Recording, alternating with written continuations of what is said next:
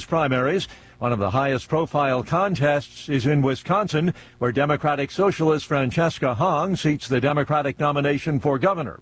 Another race of interest. In South Carolina, voters have 10 Republican candidates in Tuesday's special election primary to replace the late U.S. Senator Lindsey Graham. Senator Darlene Graham, his sister, appointed to fill the vacant seat, has President Trump's endorsement. She spoke at the renaming ceremony for Joint Base Lindsey Graham. What an honor for my brother, and what a tribute to his 33 years of service. Challengers include Congressman Russell Fry and Ralph Norman, former Governor Mark Sanford, and business owner Mark Lynch. The winner will face Democratic nominee Annie Andrews, a Charleston pediatrician. I'm Jennifer King. The destruction is widespread. The death toll, at least 111 in the region hit by this week's earthquake in Colombia.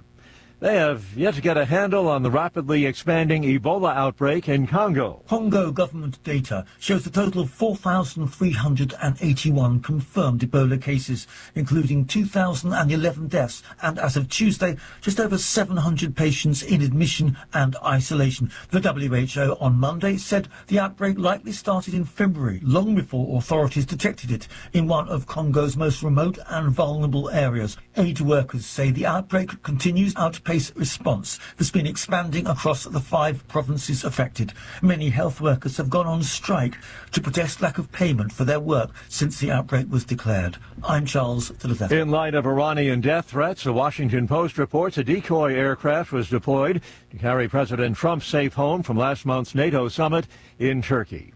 The Dow futures 56 points higher, NASDAQ futures up 100 points. More on these stories at townhall.com.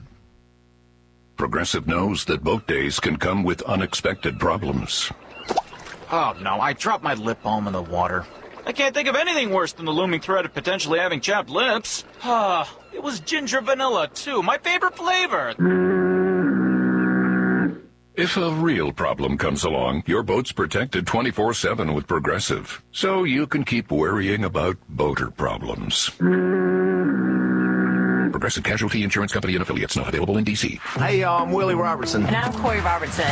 We partnered with Echo. It's a new platform, not just streaming. Movies and series that are safe for your family. Echo. I love a podcast. Plus, Echo Daily Devotionals. Echo. Hey, Willie, what is Echo? Echo is my pet squirrel. Okay, Echo is not just faith-friendly, it is faith-driven. Be a part of something better. Echo. Echo. Where I want to be. That's EKKL.com. Subscribe now. Chinese authorities are warning single men about the dangers of matchmaking scams. Fake agencies offering the promise of flash marriages, exploiting the country's gender imbalance. For centuries, couples in China have turned to traditional matchmakers in their towns and villages to find them a husband or wife. But now a new industry has sprung up where companies are offering to pair up couples who've met for less than an hour. The man pays them for their services and has to pay the woman a substantial sum of money as a customary bride price. The BBC has spoken to several victims of so-called flash marriages who've lost their life savings to fake brides eager to exploit the stark male-to-female gender imbalance in the country. That's the BBC's Laura Bicker. Russia has attacked Ukrainian cities with missiles, drones and bombs, killing at least 9 civilians. News and analysis at townhall.com. New revelations about what former NIH Director Dr. Anthony Fauci said privately versus what he told the public about the COVID vaccine during the pandemic. The disturbing exchanges are about the potential risk the COVID vaccines were having on pregnant women. The revelations from text messages Anthony Fauci sent on his government-issued cell phone to the Surgeon General and the CDC director. Fauci privately raising concerns that the vaccine could theoretically be linked to miscarriages, but publicly he went on to recommend pregnant women get vaccinated anyway. These text messages being released by Senators Rand Paul and Ron Johnson. Correspondent Laura Winters. A yacht owned by Meta CEO Mark Zuckerberg did not respond immediately to a call for help from a skiff. It ran out of fuel off the coast of Alaska. A Meta spokesman explains crew did not immediately hear the radio call for help, and by the time it did, another nearby vessel had already responded. Townhall.com.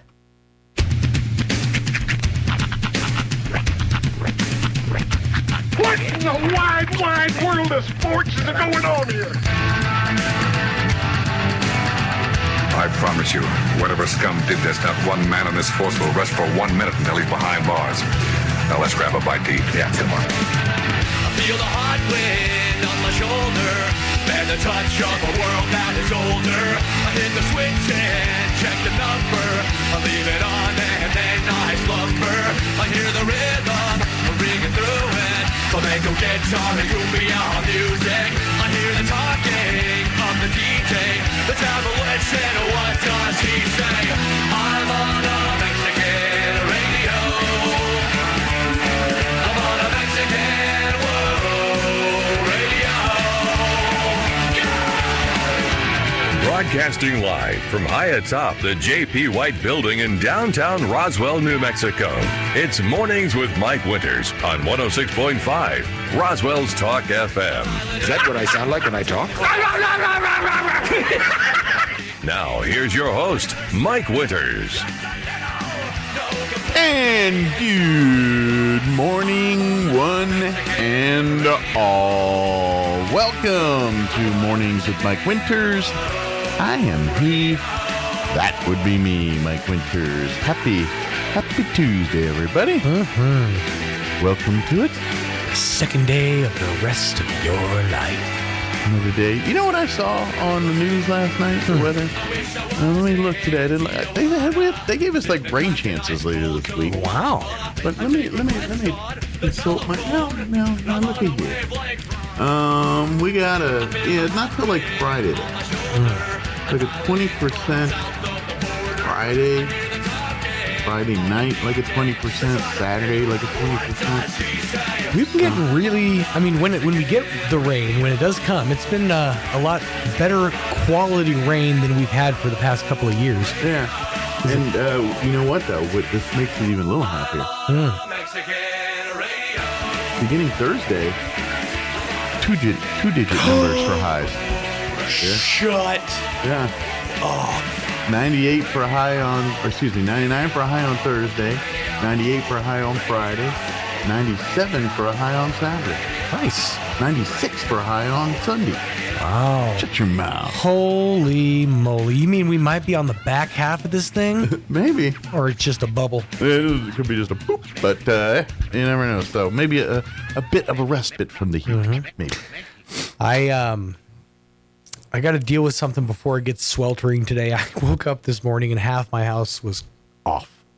Off. Like no power off? I know I didn't lose power. Yeah. Because my AC was still working.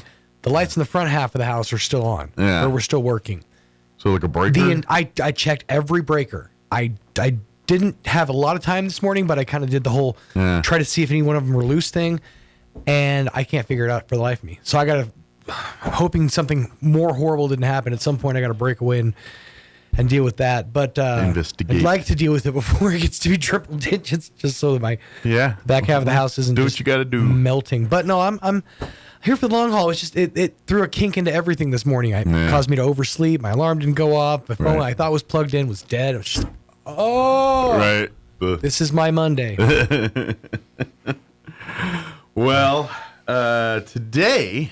For me, hopefully that's an easy thing. Hopefully it's just a breaker. I'm sure it's just a breaker. I'll get it figured out. Probably at lunch. But today, my wife and I are celebrating our 25th wedding anniversary today. Congratulations. Thank you. Yeah, my wife and I have been married 25 years today. That's awesome. August 11th, 2001. What is the 25th anniversary tradition? I'm never good at these. Like, I know the first one is paper. I want to say this one's probably like, it's not silver. Bronze, maybe? Maybe. I don't know. I think you get up to like 50 when you start to get into precious metals, though. I don't know. I don't know how that works. Maybe you're up to like ivory or something in 25. I have no idea. The traditional 25th wedding anniversary theme is silver. Silver, okay. The Silver Jubilee, symbolizing a radiant, strong, and unbreakable 25-year bond. Popular ideas range from classic silver keepsakes and jewelry to custom sentimental art, romantic experiences, or modern gemstones like green garnets. My wife texted silver as we were talking. Well, she's a teacher. I expect her to know. Well, and this is...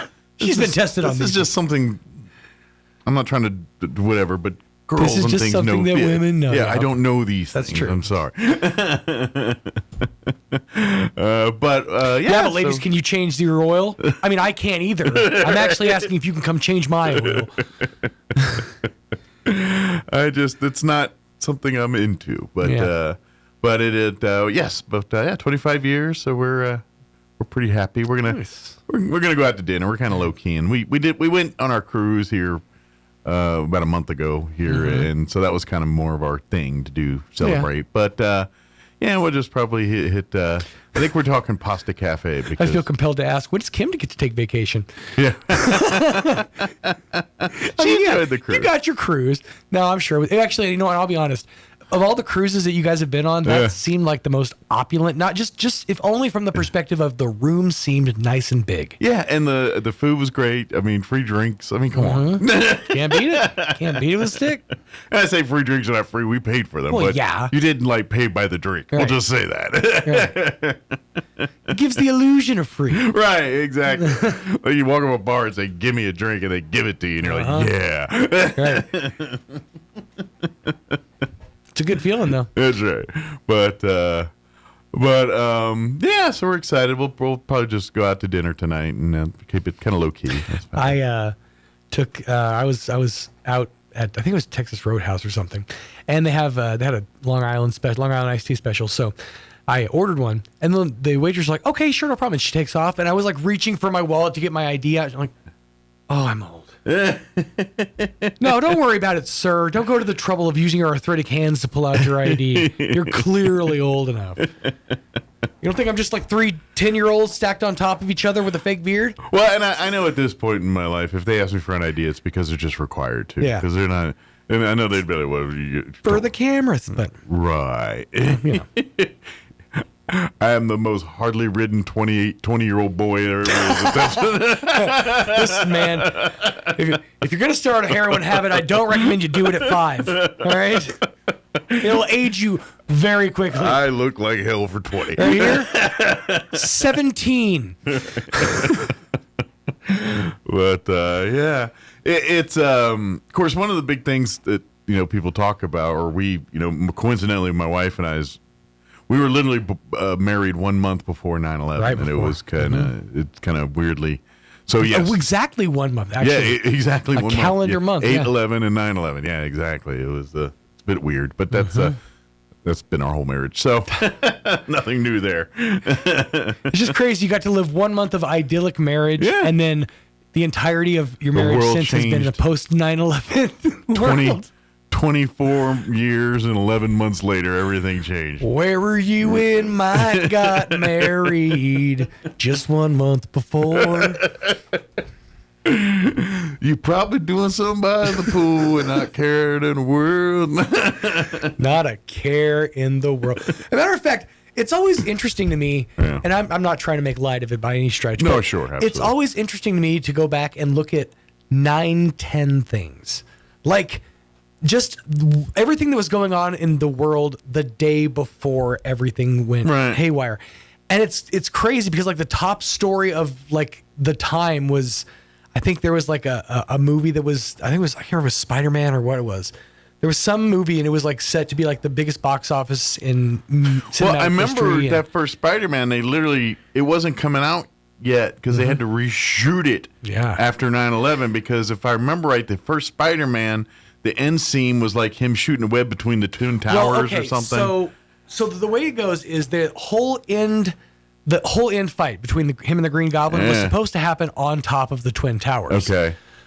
But then in the trailer for Spider-Man, there's like a helicopter that's like, shooting, it's like, I can't remember if it's Green Goblin or who it is in the helicopter. Spider-Man comes in, and the end shot is the helicopter hanging in a web between the Twin Towers. Gotcha. They had to completely scrap that trailer.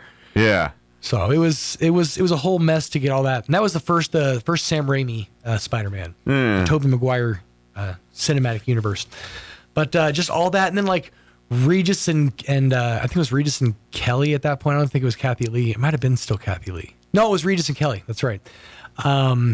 Then they were just kind of going about their business. And actually, if you go on YouTube, you can find the Live with Regis and Kelly that was happening while the Twin Towers were being hit. Yeah. Like you can see it happens like right at the beginning of the show. They're like, there was another one, and then they start like talking to the audience and stuff, and it's pretty intense. Yeah, is that? But it's just very interesting to go back and kind of look at the idyllic world of before. Young lovers getting married. Spider-Man off doing what Spider-Man does. Spider-Man, yes. And then. But yeah, so happy birthday, happy anniversary to my lovely wife. Love you very much. Happy Thanksgiving. Or never mind. I was gonna say only Commanders fans get it. It was Dan Snyder era stuff where it was I think it was New Year's. Or was it Thanksgiving? It was either one or the other, and he was Thanksgiving, and he said, Happy New Year, everybody. Or it was New Year's and Happy Thanksgiving, everybody. I can't remember which one it was. Feels like Happy Thanksgiving is more likely something you say after several champagne beverages. But anyways. Let's be thankful, everybody. Happy Thanksgiving. Merry Christmas, dude. It's July, sir. Joe Namath over here in a fur coat. I want to kiss you on the mouth. All right, let me give you a rundown for today's show. We got a full slate for you. Yesterday, Carrie Moore with the Chaves County Health Council joined us in the 9 o'clock hour. Had a great conversation recapping, I should say, the health fair, and then got a couple events this month. Their meeting is mañana, Wednesday, and so but anyway, we'll play that interview here in just a few. In the 8 o'clock hour, around 8:15, we're scheduled to have Dr. Sean Powell join us for his monthly visit from Eastern New Mexico University Roswell, as they are getting into the fall semester and kind of, rebooting new students, all that going on. And then in 9 o'clock hour, about 9:15, Elliot Rodriguez with Lone Depot will join us for his monthly visit, and he's the guy you talk to procure the financing to put you in that home of your dreams there. So. But anyway, we'll talk with Elliot here about 9:15. Plus, we'll have all the newses and the sports and all that, and whatever else we can come up with for today's show. But first, your weather. Kinder, gentler. Slightly, yeah, but not today. I'm meteorologist Steve Hamilton with your Pecos Valley weather. All that monsoon flow way off to our west, and we'll be staying sunny and hot with that high pressure system still covering our area. 102 to 105 and lots of sunshine today. The wind should stay pretty light. A little breezy overnight, clear, and we're in the low to mid 70s, and then very hot on Wednesday. 100 to 105 and sunny, maybe a shower Thursday. That's your latest forecast. I'm meteorologist Steve Hamilton. Thank you, Steve. Currently 71 degrees here in Roswell. Humidity is at 63% with winds out of the south at 7 miles per hour. Sunny and hot with a high of 102 today. Southeast winds at 5 to 10 miles per hour. Clear tonight. Overnight low 72. South winds 5 to 15 miles per hour. Tomorrow, more like today. Unfortunately. They're also talking, could see some patchy smoke tomorrow, but yeah, sunny, hot, high 102, but I think the way the winds are going, you might, they are saying we could see some maybe smoke cover on Wednesday, just from the fires up north. Let's see, Wednesday night, partly cloudy, overnight low of 72, southwest winds 5 to 15. Thursday, that's when we're seeing a smidge of a cool down. Sunny, hot, 99 for a high. Winds early 5 to 15 out of the south, picking up 10 to 15 for the afternoon. Friday, we're looking at a 20% chance of afternoon showers, mostly sunny with a high of 98. Friday night, 20% chance of rain as well. 20% chance of rain Saturday afternoon with a high of 97. And then Sunday, high of 96 under sunny skies. So we'll see. A little cooler, just a smidge. All right, it is 7:19. We're going to take a about a 3.5 minute break. That includes your Roswell Livestock Report recap with Smiley Wooten. And then we will get you into your interview we had yesterday with Carrie Moore from the Chaves County Health Council. Don't go away. You're listening to Mornings with Mike Winters. People are often surprised by what they find here. more expertise than people expect, advanced technology, board-certified physicians, care you might expect to travel hours for, right here. We've never believed where you live should determine the care you receive. Close to family, close to home. We're here. Artesia General Hospital. The Office Management and Technologies program at ENMU Roswell prepares you with the skills you need to succeed in today's workplace. From creating professional documents to mastering communication and administrative skills, you'll be equipped to keep any office running smoothly. You'll build clear professional communication skills, learn effective administration techniques, and gain hands-on experience with today's technology. Whether you're starting your career or leveling up your skills, this program is your path to success. Call ENMU Roswell today at 575-624-7337 or log on to roswell.enmu.edu. I was driving home from work. I was heading out to meet my friends. I was thinking about what I would make for dinner. I was just changing the station on my radio. I was checking my cell phone. I was only trying to change lanes. I never saw him. I never saw him. I never saw that motorcycle. Until it was too late. Unfortunately, sometimes drivers don't notice motorcycles on the road until it's too late. Be aware. Always look for motorcycles, because it's their road too. Sponsored by NMDOT and aired in cooperation with the NMBA and this station. Good morning. This is Smiley Wooten at the Roswell Livestock Auction. 516 head of cattle sold on Monday on a lower market with excellent buyer attendance compared to last week on a light run offering of cattle. Stocker calves 10 to 15 lower, feeder cattle 5 to 10 lower, packer cows and bulls $3 to $5 lower, 3 to 40 pound steers $4.84, $5.75, 3 to 40 pound heifers $4.40, $5.10. 4 to 500 pound steers, $4.37, $4.84. 4 to 500 pound heifers, $4, $4.40. 5 to 600 pound steers, $3.80, $4.37. 5 to 600 pound heifers, $3.52, $4. 6 700 pound steers, $3.42, $3.80. 6 to 700 pound heifers, $3.30, $3.52. 7 800 pound steers, $3.20, $3.42. 7 800 pound heifers, $2.75, $3.30. Packer cows, $172, $179 and a half. Canner and cutter cows, $168, $170. Packer bulls, $205, $211. Feeder bulls, $185, $192. The top half the cow calf pairs, $3,800 to $4,500 per pair. Top half the bred cows, $3,000 to $3,585 per head. We do appreciate the business, and we'll talk to you next Monday morning. This is Smiley Wooten, Roswell Livestock. The inventor of Pringles is buried in a Pringles can. I wonder if they got their hands stuck putting him in there. Here's Mike Winters. Joining us this morning from the Chaves County Health Council, Carrie Moore back with us. Good morning. Good morning. How are you doing? Alive and kicking. Yeah, kind of. I guess you can breathe a kind of a sigh of relief, after health fair and all that. I mean, last week was just mental drain. Yeah.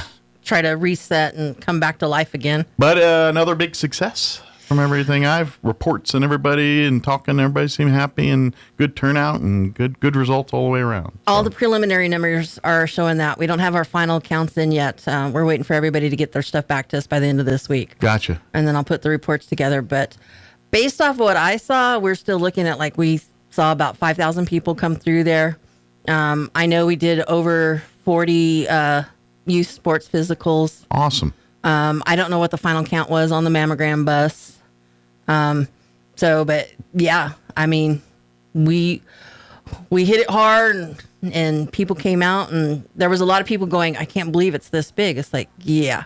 When I tell you guys that this is a big event, this is a big event. Well, and I think part of it too, like you mentioned, the RSD partner with you on that side of thing. And I think that instantly kind of gave people a one-stop shop deal. So and the fact it was tax-free weekend, it was kind of this perfect storm of events that kind of made it, this is the place to be to get all this done in one stop. It was kind of funny because a lot of people were saying, I've never seen this many people in the mall since the 80s, which is true. I mean, there's some. And then at 2 o'clock, ironically, people dressed up in their 80s attire and things. Right. Well, that's kind of why we keep it on theme, right? But then after we got done with it and about 3 o'clock when all the booths were done and it was just tables left in there, it was like there was no people.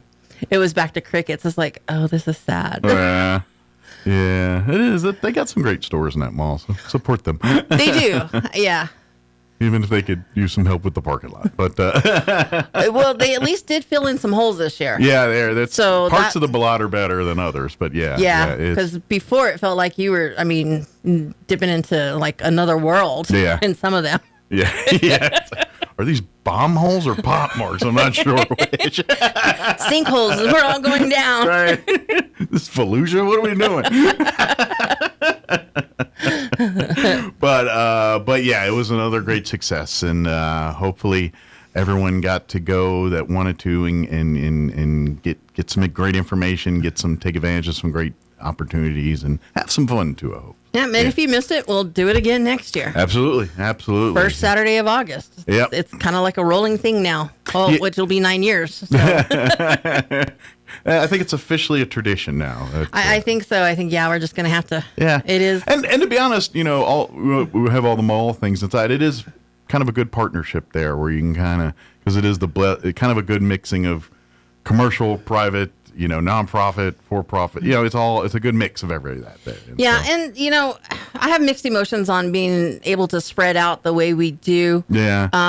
But that's kind of the thing, right? Is because if you spread out, then you have more room to be able to talk and communicate instead of being on top of each other. And it's a bigger footprint too, which draws a bigger eye, which brings more people too. Which we gave out pedometers, so this way at least they could count their steps. Hey, that's part of the thing. It's because it's so much. The heart guy's down here, but the leg guy's way down here. You're going to get down there. Yeah, and I make everybody hit every section of that mall. Sure. So you're getting ready for a smoothie in the middle there or something. Yeah. Yeah, it's time to energize. That's right. But that being said, now that we're kind of done with that, we're not. Things do quiet down, as far as big events go. But there's still a lot of kind of. Now we transition to fall, and fall's kind of a busy time of year too, and this kind of stuff. Yeah. So. First thing we have coming up is, the second Wednesday of the month is always our health council meeting. Yes, so that's this Wednesday. Since the big bank is kind of emptied out, we haven't really found a true home for our meetings. So this month we're going to be over at the Chavez County Extension Office. Oh, perfect. Okay. In their new building. Yeah, check out the new digs.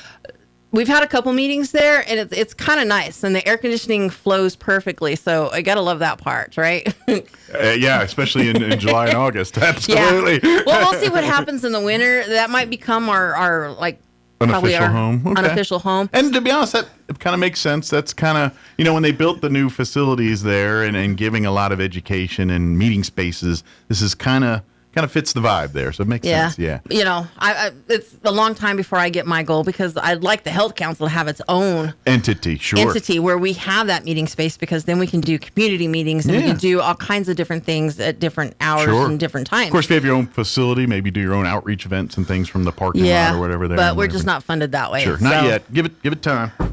Keep hopefully. Yeah. Fingers crossed, That's man. Right. Yeah. It'd be nice to be permanently funded. Yeah. But, so we have that going on this Wednesday from 12 to 1. Okay. There is a light lunch provided. So, yeah, it is. Come peckish. Come peckish, yeah. And then this Saturday is our Together with Veterans meeting. Excellent. And that'll be over at the American Legion at, 1620? Yeah, Post 28. Yeah, on North Montana there. Yep. Yeah. Mm-hmm. And that starts at noon. Yes. So, and what we're doing is this is the planning phases for the stand down, which will be in October. Very good. So for those who don't know, the stand down is where we do street outreach for the homeless population to try to connect them with services. Yes. So whereas the Health Expo is a lot of information and you get to know what's available in the community, the stand down is very specific. There's no paper handout. This is not an information. This is physical needs. Right. Physical, so, we assess and we figure out how to help and move you off the streets into triaging and getting these sounds like we're doing a MASH unit. There's very much like that. Yeah, it's exactly. Yeah. And because we don't have a true count on our veteran population that are homeless here, it's like we would just reach out. Let's just do the entire population. Absolutely. And this way we can figure out and help as many as we can. So we'll have veteran resources plus just regular resources in here. Yeah, and it makes a lot of sense because that's the veteran mindset. It's like people need people help. That's what we do. Right. People, So if you have a resource, if you're part of a resource that does that kind of work, come reach out to the health council. Let's get you there. Yeah. If you want, I guess pool resources, so to speak, on this type of yeah. stuff. Yeah. And we pull in because of the veteran pieces to it, and because we don't have a whole lot of the veteran resources here. Mm-hmm. We bring them in from across the state, so we will have some entities that normally we never see here, except for once in a blue moon. And one thing I like, and this is a good thing. People hear veteran, it adds a different level to things. With people, and I'm blessed. It should be that with all people. But that being said, when people say veteran, people instantly are more willing to open their heart. If that makes sense a little. Well, bit. yeah, it was because they gave. I mean, obviously, but I mean, ideally, we would want that for everybody, for all people. But veterans are like, look, if you're good, if I can exploit to help others to do that. Right. Come on down, and thank you for service. Thank you, help these people. That's kind of like me, and I know many of my veteran compatriots think that way. So, yeah. So again, if you have one of those resources, get a hold of us, and we would love to have you participate. If you want to volunteer, it takes a lot of volunteers to put on these kind of events. Yeah. Because we'll even serve food. Because how do you get people to come? You give them something to eat. Hey. Church has figured it out, right? Yeah. Every church, you're eating somewhere, or some downstairs, or somewhere before, or after, or during, sometime you're eating. Yeah. So we're looking for volunteers on that. Again, that's Saturday starting at 12 at the American Legion over on Montana. So we'll do that. Then we've also got, August is Overdose Awareness Month. Okay. And I don't know if y'all have noticed that the courthouse is now purple. Purple for courthouse, yes. I saw it online. I haven't been down at night yet when I see it, but I had to go hang out downtown just so I could get a photo. Get a glimpse. I'm like, I'm never down here, and I was like looking at the Earth Cam. I was like, dang it doesn't show it. I'm gonna have to go down there. Well, sometimes you get in the 50s and you turn to a pumpkin when it gets dark. I turned into a pumpkin about 4:30. Man. It's like, isn't it dinner time? Judge Judy's on. It's time for dinner. It's all those years of working in the restaurant. It's like as soon as I'm done with the shift, then it's just like decompress and it's been too many years, so I stay that way. Exactly. It's like I go into coma mode or something. Yeah, breakfast, lunch, and dinner is at 4:30. That's right. Yeah, timing. But but if you haven't seen it, and I'm assuming it'll be up through the month of August. It'll be up through the whole month of August, and then because of that, we're going to do a overdose awareness event. Okay. So on August 31st. We are starting at 6. We're going to have a vigil. Okay. So is it going to be on the courthouse lawn here downtown? Okay. Yeah. So I think at 7:30 we'll do a dusk glow stick. I'm not going to do candles. Yeah. Well, in 7:30 it's still kind of not quite dark yet. Not quite dark. It'll be a little bit darker because the sunset's about 7:30. So you won't be tripping over yourself, but you can still catch the deal with the glow stick. Yeah. If you or somebody has a loved one who passed from overdose or poisoning, you can send us photos. Okay. We're going to go ahead and do big posters. Nice. With their names and forever dates. For remembrance. So we can honor those loved ones and celebrate their lives and mourn their loss, obviously. Right. Yeah. And we'll have the resources there. Just grief counseling to resources. Narcan, how to get services. Be honest, that's one thing I think, and I think every human being should learn how to work a Narcan, just because, it's like CPR and things like that. You never know.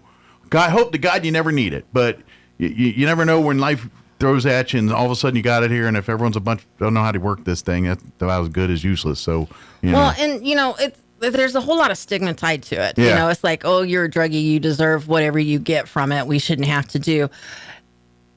And you can have those feelings but they're still people. But the other part to that is narcotics are prescribed. Grandma who has got a little bit of Alzheimer's, who can't remember if she took her meds or didn't take her meds, is now doubled up or tripled up on her doses. Right. She could be the one who's overdosing. It could be a kid who accidentally got into something and is now overdosing. Absolutely. Or that teen who is experimenting and didn't know what they got in the middle of. you save a life. Absolutely. It's a human Every life being. is worth saving. And I'm going to tell you this right now. 90% of the people you see dealing with drug overdoses and having these episodes, they're not there because they like drugs. They're there because life has dealt them whatever it is, and this is their way of dealing with treating themselves. This is coping. In their head, they think they're benefiting it, and their life and their sense of reality is so warped. They don't make rash decisions. And yes, we see the violent side and all that, but if someone's just having an overdose, you help them because that's what you do. Yes, because we're human. That's right. This is when someone's. It doesn't matter how they got there. If the person. So let me ask you this: say a guy ran out the street, wasn't looking, dumbly, and got hit by a car. It'd be like, well, dummy deserved it was their fault. And everyone just keeps going about their day. Or are you going to try to help this dude? Exactly. What's the difference? You're right, and that's that's the hardest part of it, right? Yeah. It's like you sit here and it's like if you accidentally a dog ran out and hit it. Oh, let's stop and help the animal, but we can't help the person. It kind of deserved it, so don't try too hard. Right? It doesn't make sense. Yeah. Yeah. and that's people's mindset sometimes. It is, and it's so hard. Yeah. And it's like, and honestly, it's probably a lot of people who've never seen that. And look, I understand the mindset from they teach you the lessons, and I get all that. But guess what? We still make mistakes. It doesn't mean you don't help. You don't try to fix it. Right. Guess what? If they survive this and do all this, that's going to be a great lesson that they're probably going to teach other people the dangers of it, maybe avoid someone else doing the same thing. You don't know what you're setting up for the next thing by not helping, and that's... Well, and, a lot of times people don't learn things on one try. Yeah. I mean, there's a reason we have 12 years of school, right? Right. Because you have to keep repeating the information so that it sticks. The same thing with drug addiction. Yeah. I mean, it takes a whole lot of effort and a whole lot to get inside those warped minds. Sure. And try to bring them back so that they can see, hey, look, I can trust you. Because trust is lost on most of them. But yeah. A lot of times that's how they ended up in that situation Absolutely. to start They with. came from an abusive situation or whatever. There's 100 reasons why people get there. Right. But regardless, once they're addicted to the drugs, whatever it is, their body has now formed to need it like water, air, and food. And without it, this person will stop being normal. Like there's a point where some people drink and do drugs so much that they literally have to take a bump just to seem somewhat normal. That's where they're at. And so you got to get them. We got to get them help. So that's not normal because that will kill them at some point. And today they might not hear the message. Yes. Tomorrow they might not hear the message. Yeah. But that third time they may hear it. Yeah. That fifth time, that sixth time, just don't give up. Sure. Let's just keep talking about it. Yep. Absolutely. So that's why. And to be honest, look, you and I grew up in the same era when it came to like suicide. When we were kids. Don't talk about that. Yeah, it was looked at literally like, what a selfish, evil person for doing that to all of us. That was the mindset of all of suicide in the 80s and beyond before that and things. And unfortunately, it's still in the mind of some people today. It does. But there's so many. Thank God we have moved the needle in such a different direction on that. Right. Yeah, I've lost 2 family members to suicide. And I can tell you, my little brother, it kills me. And I come from a family. We don't talk about it. And we still don't talk about it. And, of course, I have no family members left. So there's nothing to talk about anymore. But when they start doing all the awareness events, I don't go because I haven't processed it. And it's been over 20 years. Right. And, people that are in those depressive states where there's no hope left. Yeah. And I can tell you that's where my brother was. And my brother, he was the football star. He was the basketball star. He was popular. Everybody loved him. That is often the case. Yeah. Yeah. Nobody would have known. Nobody would have guessed. I mean, he was struggling with. I had a good friend. He wasn't related, but he was a close friend. We were camp for years. He was a good guy. Good guy, salty there too. Really leader, just a real, that guy had it with it. Same kind of deal. He actually rode bikes for Team Nike and could run a 4-minute mile, and he would literally call Nike up and they just send him bike shoes. Like, this guy had it all, and end up hanging himself, killing at the very camp we worked at, during the off season, and was devastated and all that. But yes, it's exactly, and unfortunately, there was a stigma on that guy and he was the best dude, but because it happened then, there's always the, right. And I'm like, man, and it's unfair that for his short 18 years or wherever he was on the earth with us, I knew him for so much more than that. Most people are going to remember that, and that's it, and it's so wrong. But and it's all tied together because it's a behavioral health issue. Yeah. There's some kind of psychosis. Yeah. I mean, some people deal with it via suicide. Some people deal with it via drugs. Mm-hmm. Some people, it's both. Some people hibernate and don't come out of their house. Yeah. I mean, there's a whole way the entire universe copes with things. Yeah. Some people are aggressive and mean. Some people sit in their house and take it. I mean, look at domestic violence. Sure. I mean, it's all tied to the same way. And so we have to stop treating people who have issues as degenerates. Yep. Yeah, we have to face it head on, deal with it's like domestic violence. It's the same. It's a cycle. Granted, we all look at domestic violence and see that and say and it is. I mean, it's an awful thing, but we're starting to see, I think, where like now there's programs for offenders. You know what I mean? There's actual where people can go, because 90% of the time, the person that was offending was probably abused as a child themselves. It's just the cycle that what goes on.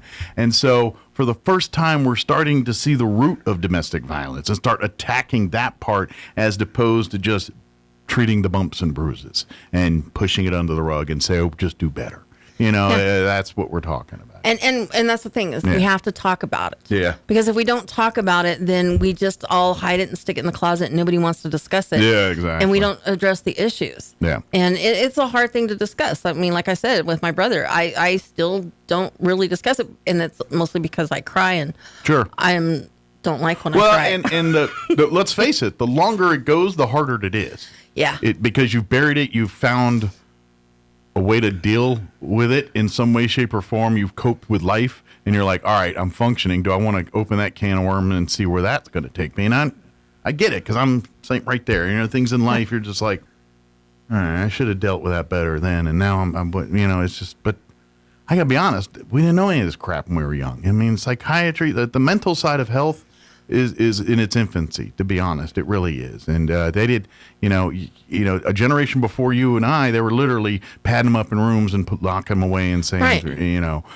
forget about them. It was literally the 80s and 70s before they finally said, well, maybe we should do something other than treat them like guinea pigs and lock them up and hide them away. Well, and then, they swing completely opposite on the other side of that, right? So we locked everybody up for anything and everything. Yeah. And then now we don't lock them up for anything. Right. And so, we have some people who need services, but we don't have enough services. We need something in between. Right.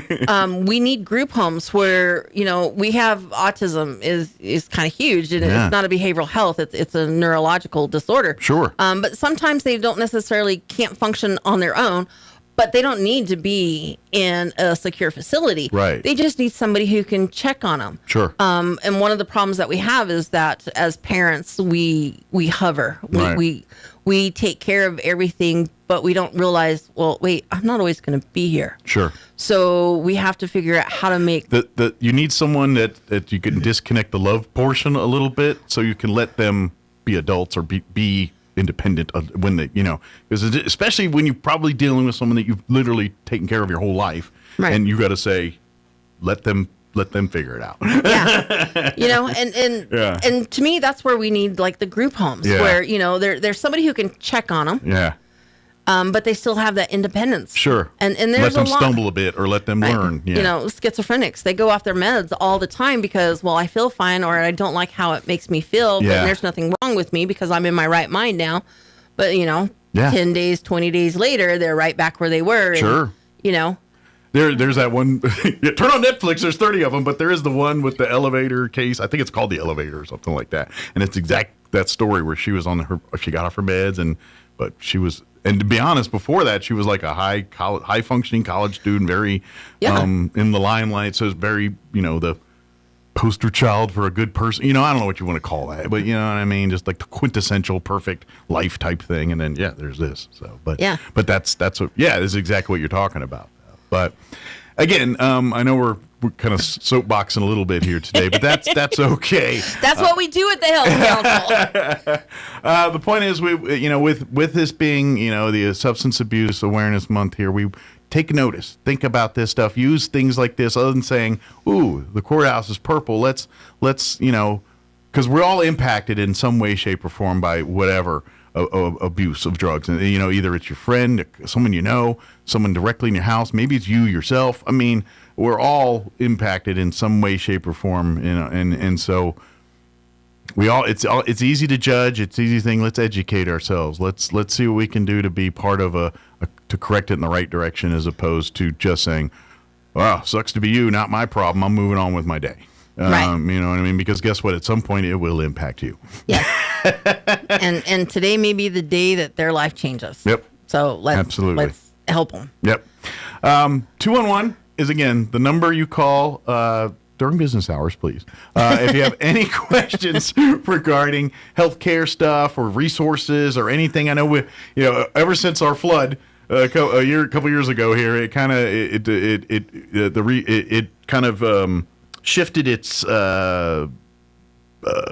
I guess mission a little bit to kind of help people getting resources to other things, so anything really health related, of course, directly through looking for doctors, looking for resources. But even if you're looking for like places to get food, if you're needing help, if you're needing housing issues, if you're having these kind of issues, 211 is a resource you to call to see if they can help you, put you in a direction to find some help for you. Right. And here's the thing, guys, is the Health Council and 211 does not have any funding. So 211 is not funded at all. Yeah. Which is why I answer the phone. The few occasions where I might get a grant, then I'll hire somebody to help alleviate. Sure. Does the funding pay to keep the phone line open, basically? We do things like have a health expo. Yes. To help keep the phone line. Sure. I mean, and then we have volunteers or sponsors who help us print the resource guide because it is an unfunded program for us. And so we do the best we can with it. The wellness guides are out. If you want one, come to the meeting on Wednesday. Yes. And get you a copy of it. I'll have some there, and then we'll start pushing them out into town. If you want, leave a few here too, and we can always keep. People always come in from time to time here and grab one. I know we had some, but I think we gave them all out. I usually run out in February. Yeah, but if you get a few more, leave them here. I know we had some earlier, but I think they're. I'll bring you some. You're gone.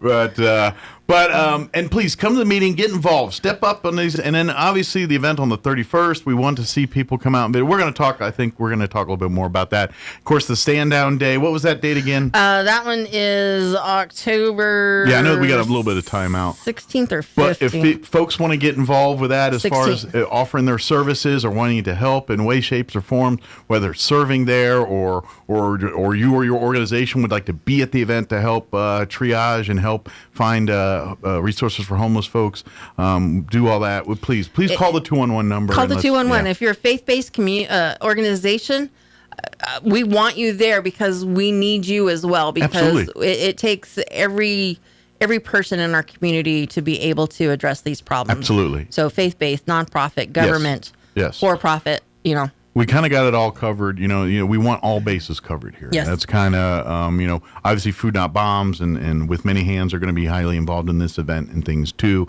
And so, and of course they're non-faith based, but bring it all. That's because you want all of that. You want, everybody's different. Some people are spiritual, some people aren't. And you want to help people regardless of what their background is. You know what I'm saying? Right. It's not about you sometimes. Because sometimes if you just start, and then they may just kind of move over to that side. You know, they might discover that that spiritual side might be where they want. But if you hit them hard at to begin with, it might not be. Last time I checked, that's how Christianity worked. Is you get Jesus came and helped people and brought them back to God. That was kind of right. That's all the whole mission there. Yeah. That's so. But anyway, this is we would love to get. I would love to a community event where we have the. That's just it. We have the people. We have the stuff. If we can just get this stuff together.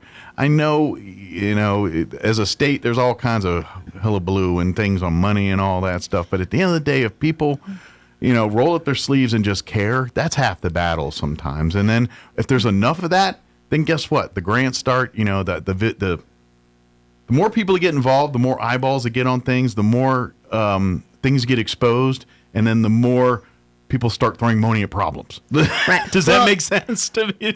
Well, yeah, because here's what I was trying to say with 211 is that we're unfunded, which means that we don't have money for resources. So a lot of people call us thinking that we can help them pay their rent. Sure. We don't have those resources. No. We have no funding for any of that. No. And guess what? Neither does anybody else in the county. The only one maybe sometimes is Salvation Army, but no, they don't do housing. Okay, they have a very specific. They do utilities, if I remember right. Yeah. Gas. Oh, gas. Oh, okay. All right, very good. So and that's kind of the thing, right? Is like people think that there's all these resources available. There's not. Yeah. It's actually hitting the streets and figuring out. And part of 211's job is we find out what resources are available, but we're also tracking the gaps. So that way we can say, hey, look, this is what the community needs. Right. Maybe we need some eviction protection here because our rent prices are high compared to what our salaries are in this town. So, yeah, I forgot where I was going. Right, I have those. But what you're saying is we kind of expose those needs and try to put the spotlight on it so we can get proper funding, proper resources to start pay attention to that. And that's kind of where I was kind of going. The same thing what you're saying is let's get the eyeballs on it so people say we need to do something about this, and let's start putting our pink bows out and raising a bunch of money and doing all that kind of thing. That's what we want to do. And it's not always just about raising money, because sometimes money helps, but it might be, hey, we need some finance classes to go along with this so that we can start training and teaching and doing the things that because they don't do life skills in school anymore. And everybody thinks that everybody knows. They just know it, right? Well, they don't just know it, because that's why nobody can count change back. Absolutely. It's like when we had Wings for Life on just a couple last week or two here, and the very reason why those organizations exist and why they're so valuable and need to be supported, because they're training, because they're teaching kids and families, because that's what we talked about. Like, if your parents never taught you how to balance a checkbook, how are you supposed to know how to balance checkbook and teach your kids how to balance checkbook? Right. And if you have kids, then it's great, because, there's organizations that are helping the kids. Yeah. There's very few organizations that help the adults. Right. And that's kind of where we need to trickle it up a little bit. Right. And it's the teach the man to fish versus giving him a fish, or whatever the saying is. But it's the same kind of deal here. But again, another soapbox, 211, call if you have any questions. Please get involved. Come to our health council meeting. If you're listening to this stuff and, we're right and you get involved, you're invited. Come to our next health council meeting, just so happens to be here on Wednesday. Wednesday, 12 to 1 at the county extension office. Yes. And come peckish, because there'll be light refreshments. Light. One cheese stick for you. And one carrot. How many times you dip that carrot in that ranch dressing? No, I'm kidding. We don't have budget for ranch. What you talking about? There's no ranch left in this country. They took it all during soccer. I stole a mayonnaise packet from the fast food. I'm going to put that on. Oh, man. Carrie, did we get it all? I think so. Good deal. As always, thank you for what you do, and thank you, keeping and everyone involved with that. I know we have some great people involved, along with you on this kind of stuff, and so we're very thankful. And folks, take advantage of this. Let's get out there. Again, if you're waiting on other people to make your community better, you're going to be waiting a long time. Get up there and do it yourself. That's how it's going to get done. And come join me. Yes. The health council, we take anybody and everybody. That's the thing. All ideas are good ideas, and we want to, again, it's information, the collecting, the pooling. Once we know it all, then we can start addressing those things. Right. And that's what it's about. It's all about building a better Chaves County. Absolutely. Well, thank you, Carrie. All right. All right. I'm feeling a little hungry now for some reason. I don't know why. I'll bring you a carrot. There you go. With some mayonnaise.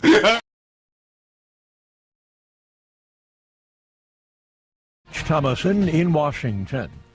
President Trump responding to Iran's demand for war reparations with his own demand for compensation from Tehran. The president writes on Truth Social that Iran should pay for all the people that they have killed or gravely wounded with their roadside bombs and many conflicts over the years. Powerful earthquake in Colombia, blamed for at least 111 deaths as search and rescue crews continue their work amid mountains of debris. President Trump has signed an executive order on childhood vaccines. It recommends, among other things, spacing out measles, mumps, and rubella shots. The Washington Post reports an Iranian assassination threat prompted President Trump to be secretly flown out of last month's NATO summit in Turkey on an alternate military aircraft. He was brought safe home.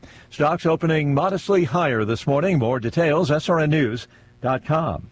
Hey everyone, with the Cowboys Report, I'm Christy Scales. Find out which player emptied Jerry Jones's pockets, inking a contract extension that guarantees him over $100 million. Right after this. Game on, and so is SWBC. Buying a home? We've got home loan options tailored to fit your needs. Need a partner for payroll, HR, and employee benefits? Done.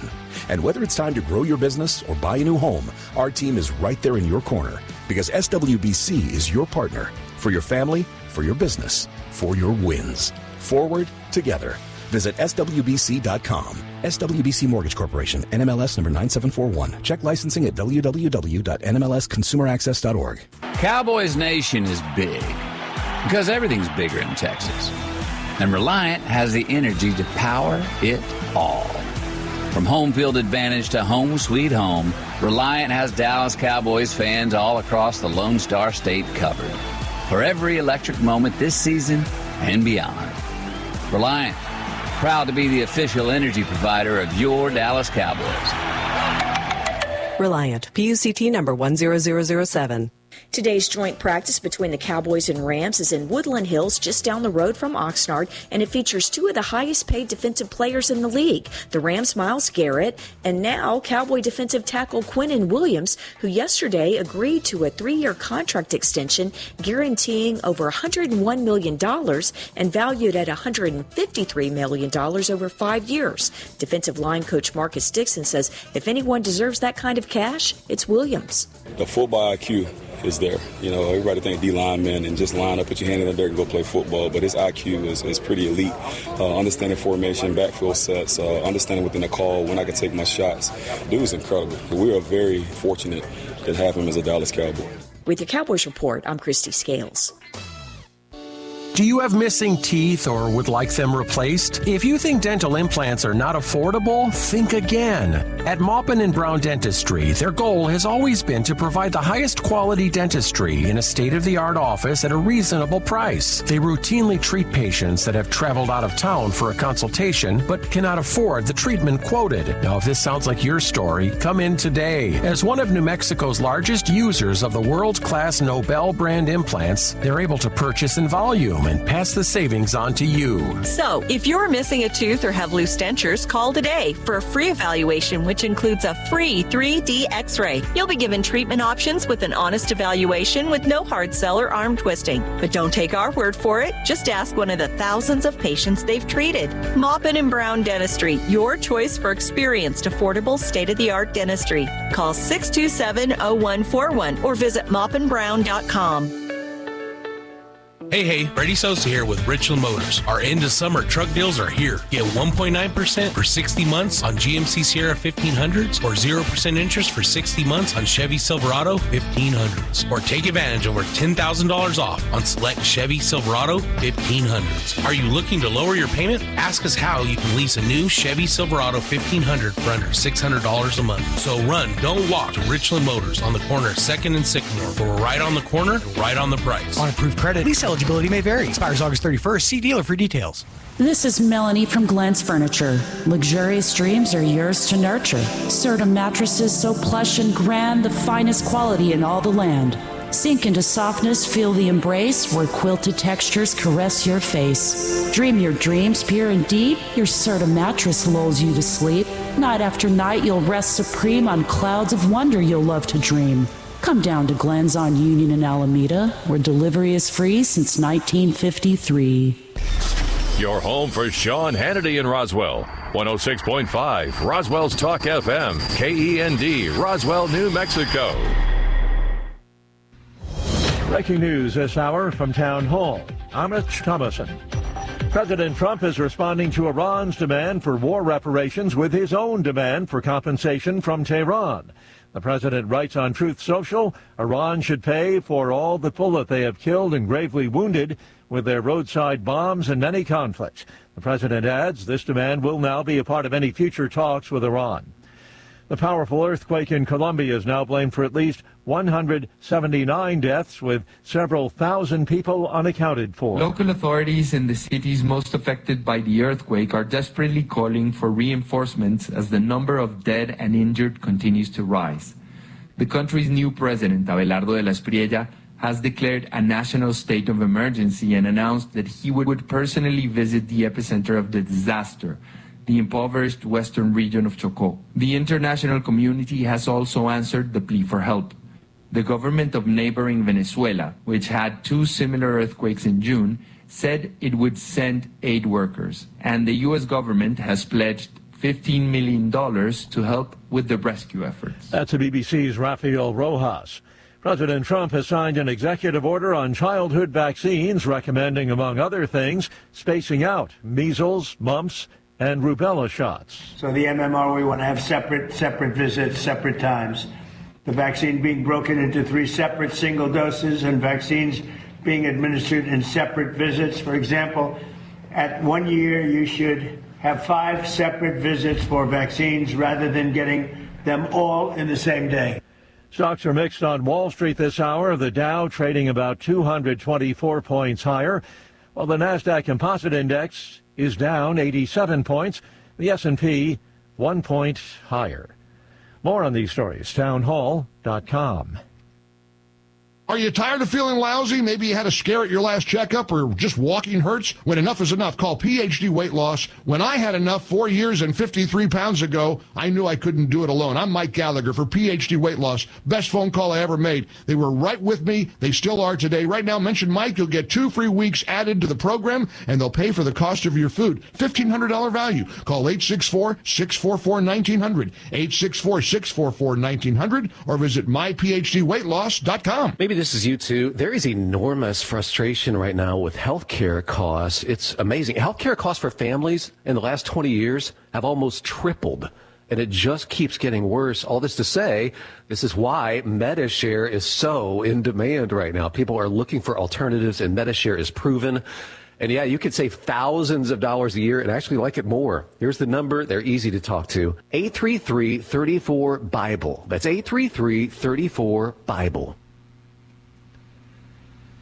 The detention of Chinese nationals in South Korea on spy charges generates interest in the U.S. Police say 2 former Chinese military service members have been arrested in South Korea on espionage charges. Police say a 60-year-old Chinese national set up an interception device consisting of a software-defined radio receiver, an antenna, and a laptop at a hotel near an airbase jointly used by South Korean and U.S. forces in southern South Korea. The other suspect is accused of illegally gathering information about U.S. forces in the country. The United States stations about 28,500 troops in South Korea to help deter potential aggression from North Korea. I'm Lisa Dwyer. The World Health Organization says the fastest spreading Ebola outbreak ever in Congo actually started in February, months before it was officially declared in May.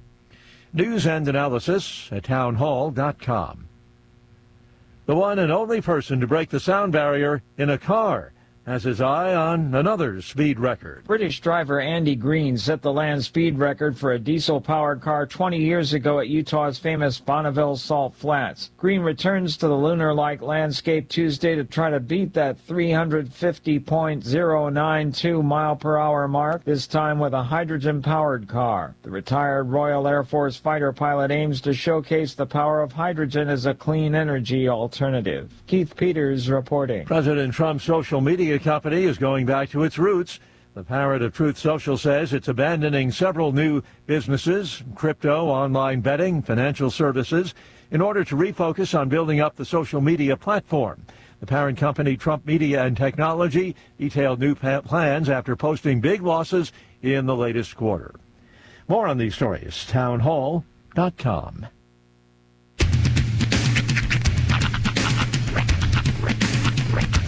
What in the wide, wide world of sports is going on here?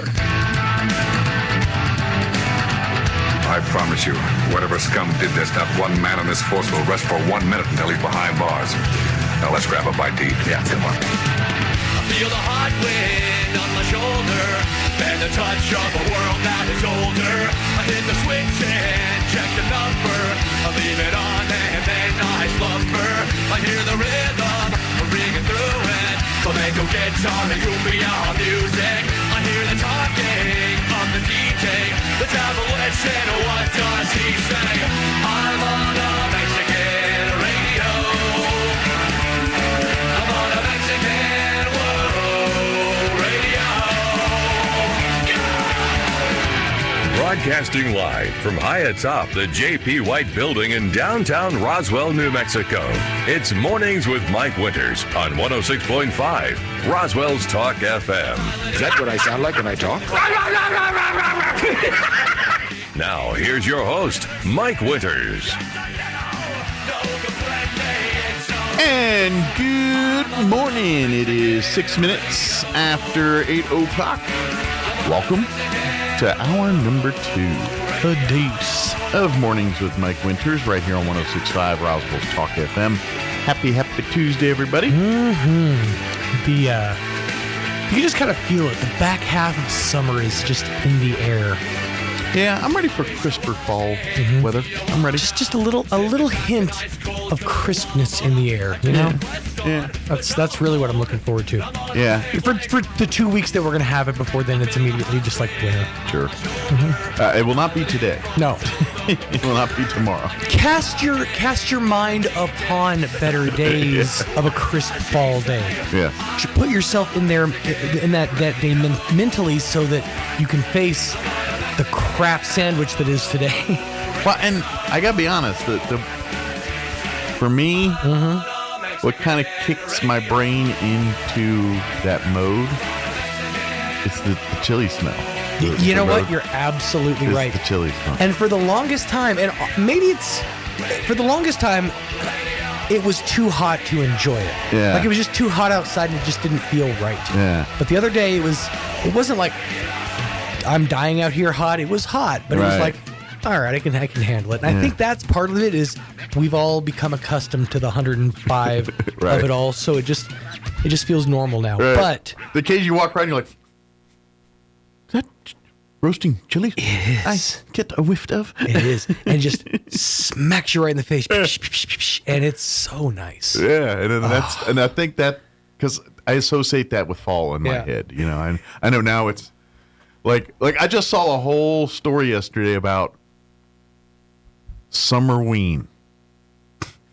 All right. Is that how they say I don't it? think that's legal in most places. It's Halloween in the summer. I think that's what they call it. I think it's It's not Hollow Summer. Well, okay, so we attempted to do a summer. It is Summerween. Okay, I was making sure. I was like, wait a minute. Now they say it out loud. Is that correct? Yeah, that was like a month ago, I think, is when they were talking about doing it. Well, I just literally saw a story on the telly yesterday talking about how, like, you know, all the Halloween stuff's out now. And matter of fact, there's like celebrations. And they said there was some movie or TV show that it's all inspired by, where they have two Halloweens, one in the summer and one in the Halloween. Maybe Halloween Town. I'm not familiar. I don't know. It was not something I recognized. But Hallmark's doing something different this year with 31 days of frights. They're rolling out their scariest romantic comedies. I think it's just people looking for an excuse to have another day to not deal with their regular lives. Yeah. Any day we can tag with something. Right. Like yesterday was Friday of last week was International Beer Day. Yeah. So just anything, to... I feel like there's like 7 of those. Oh, yeah, there's National Beer Day, there's International Beer Day, right. And there's St. Patrick's Day. Like, I feel like beer, pizza, taco. I feel like there's 37 of these different, today's National Taco Day. Yeah. I feel like last month, yes, it was a National Taco Day. But Pizza Day, same thing. Pie Day. I've heard like Pie Day, like 37. I was like, when's actual Pie Day? March 14th. Right, but I feel like someone slipped a few more Pie Days. Well, that's Pie Day. Now, if you want to talk about Pie Day, that's different. And then International Pie Day is also different, a different day. Do you really think that there's a bad day to celebrate with pie? No, I'm not. I just, when everybody does it, it cheapens it a bit. I got a story that's kind of associated with that. So, as Friday was my birthday, we were going out to do trivia that night, kind of have like a little mini party, and I said I have kind of a request, and this is weird, but since I was not like a little kid, but like a teenager, I'd walk through the Albertsons through the bakery, okay, and it was always sitting there. And I always wanted to try it. But I always told myself, no, that's something fancy people eat. I'm talking about that tart that's sitting in the window. You know what I'm talking about? That it's like a little graham cracker crust with a little bit of like cheesecake essentially. Probably. And then it's got a bunch of fruit on top, but it's got this glaze on top of the fruit, so it's all shiny and just pretty.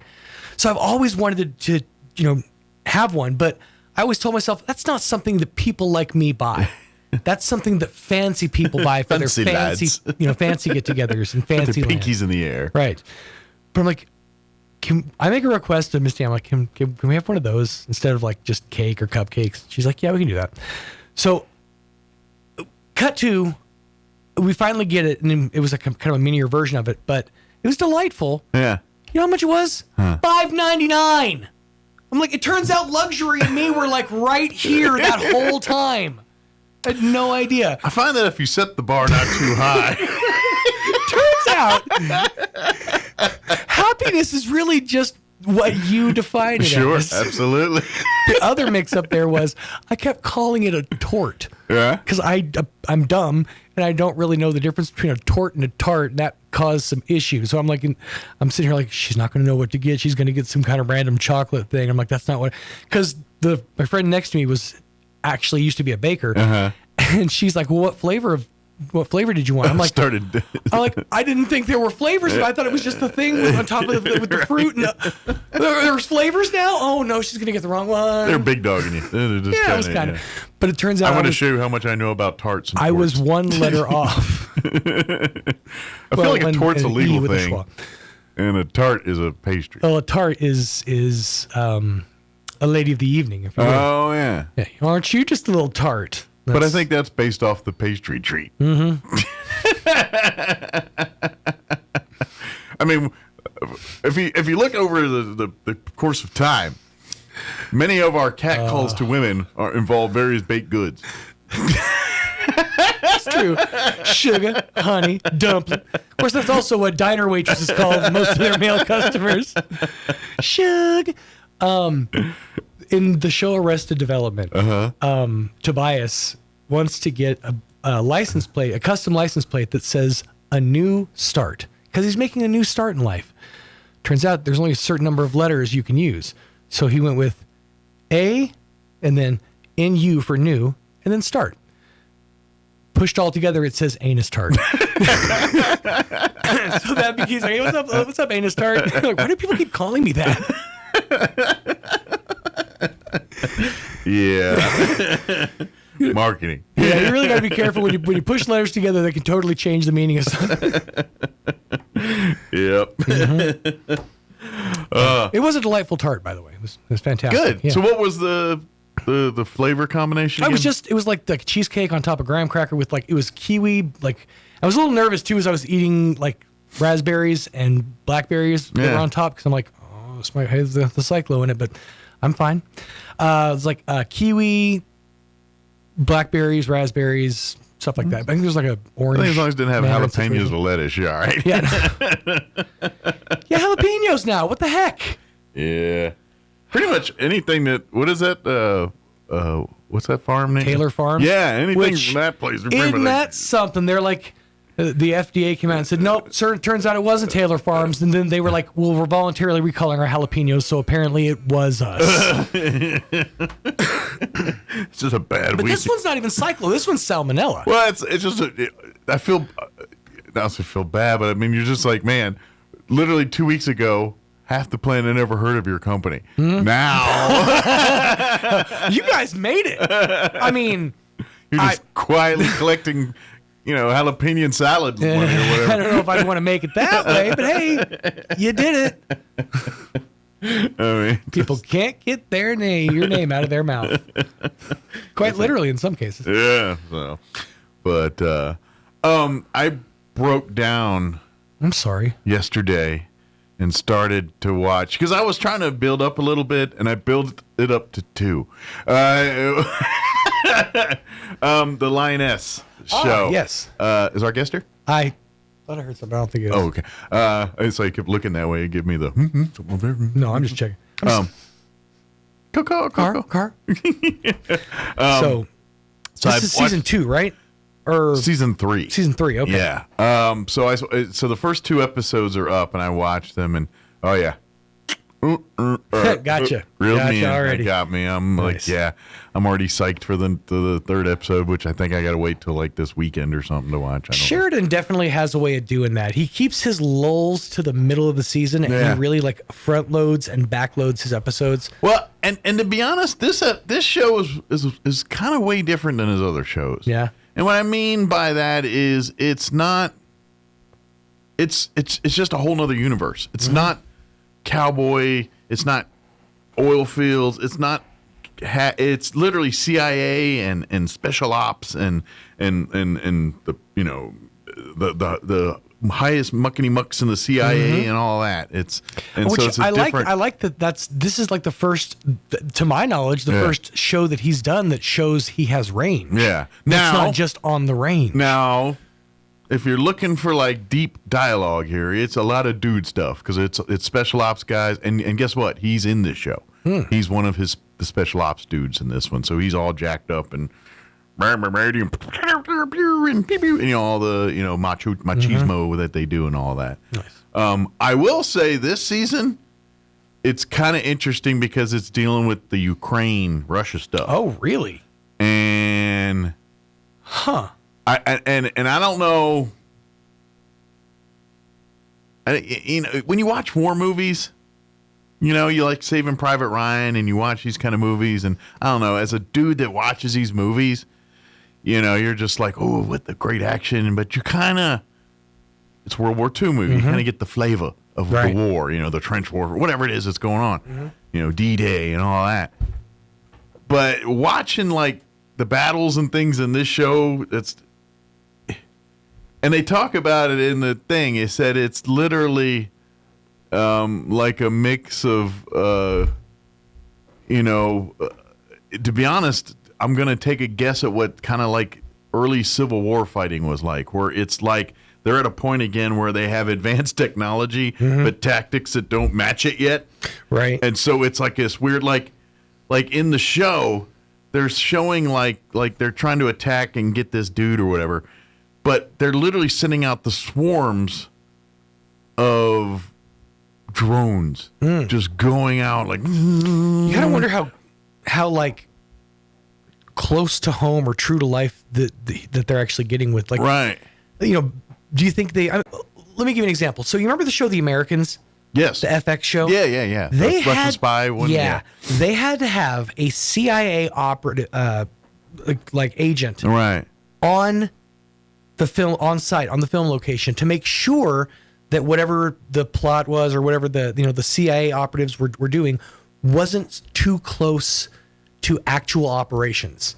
Huh. So he was like a script coordinator, but he was an actual CIA agent that like had to like make sure that they weren't, getting too close. Yeah, too close. Make sure you didn't maybe tap into some technology. A little too on the nose. Let's pull that off there. Exactly. So Yeah. I thought that was kind of interesting. So I'm kind of curious if, like on this, they have somebody on staff that's like, we need to make sure that we keep this fictional enough. I gotta imagine, yeah, where they want to keep it, yeah. But it's kind of, and then just the concept of the fighting on this one, where literally it's the drones, but then they're with like dogs, and they're like, they'd literally smoke out a foxhole and send to the dogs, and they just start chewing everybody up, and then they go behind it and pick them out. It's like, whoa, this is That's nuts. crazy. Yeah, it's one of those I've definitely wanted to check out for a while. My friends of mine are. Well, and each season's like a different era.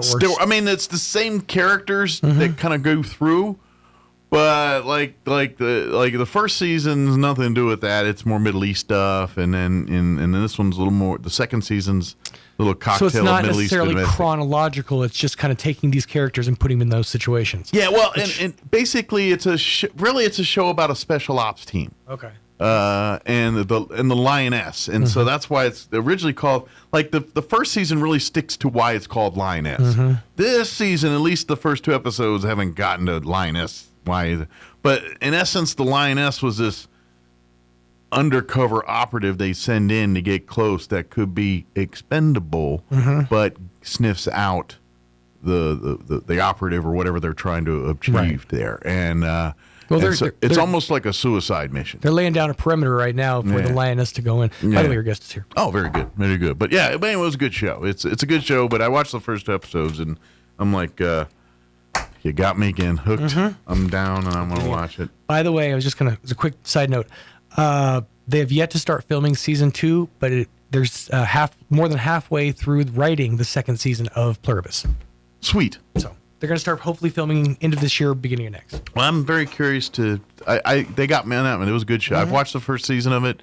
Have you seen it yet? I'm like 3 episodes in. Okay, and you're kind of like, all right, where are you going with this at the end? Once you told me what the plot of it was, I kind of was like, this feels kind of like, and I know it's not, but it feels very much kind of like an episode of like The Simpsons. Yeah. Like I've seen this plot played out on an episode of The Simpsons. Also kind of like a Twilight Zone-esque thing. Sure. Where it's like you're kind of looking at the universe through just the right specific lens. It's really interesting. Yeah. I enjoyed that first season. So yes, in a year and a half or wherever from now, I'll enjoy season 2. Characters are 4 years old. That's right. All right, it is 8:21. Dr. Sean Powell going to join us here from Eastern New Mexico University, Roswell. He'll join us here in just a second. Let's do this. Let's pause for a quick break with weather, quick commercial break, and then he'll join us here in about 3.5 minutes. Don't go away. You're listening to Mornings with Mike Winters. I'm meteorologist Steve Hamilton with your Pecos Valley weather. All that monsoon flow way off to our west, and we'll be staying sunny and hot with that high pressure system still covering our area. 102 to 105 and lots of sunshine today. The wind should stay pretty light. A little breezy overnight, clear, and we're in the low to mid 70s, and then very hot on Wednesday. 100 to 105 and sunny, maybe a shower Thursday. That's your latest forecast. I'm meteorologist Steve Hamilton. This is a nasty little termite.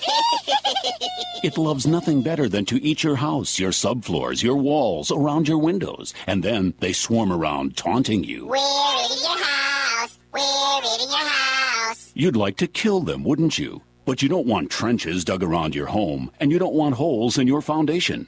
That's where Dow AgroSciences and the Centricon Termite Colony Elimination System come to the rescue. The same system that protects the White House can help protect your house. An authorized operator strategically places Centricon stations around your house and then carefully monitors them for termites. If they're found, a professional inserts bait tube devices. The termites take the bait and they die. I feel like I'm dying. Kind of like that, only a lot more effective. In fact, Centricon is proven to eliminate the termite colony. Termites are gone with Centricon. No more colony, no more problem. Visit Centricon.com. Call Bob Reed Pest Control today for all of Southeast New Mexico. 575-623-5344. Hey, Roswell, time is running out to cash in on some of the biggest savings of the season. The loan and lease termination sales event is happening right now at Roswell Ford. Drive away with a truckload of savings in a brand new Ford F-Series pickup with financing as low as 0% APR and make no payments for 90 days. Upside down in your current car, truck, or SUV and want out early? Roswell Ford will do whatever it takes to get you out of your trade, even if you owe up to $10,000 more than it's worth. Have less than perfect credit? Roswell Ford works with a network of aggressive lenders that will push to approve your credit, even if it's less than perfect.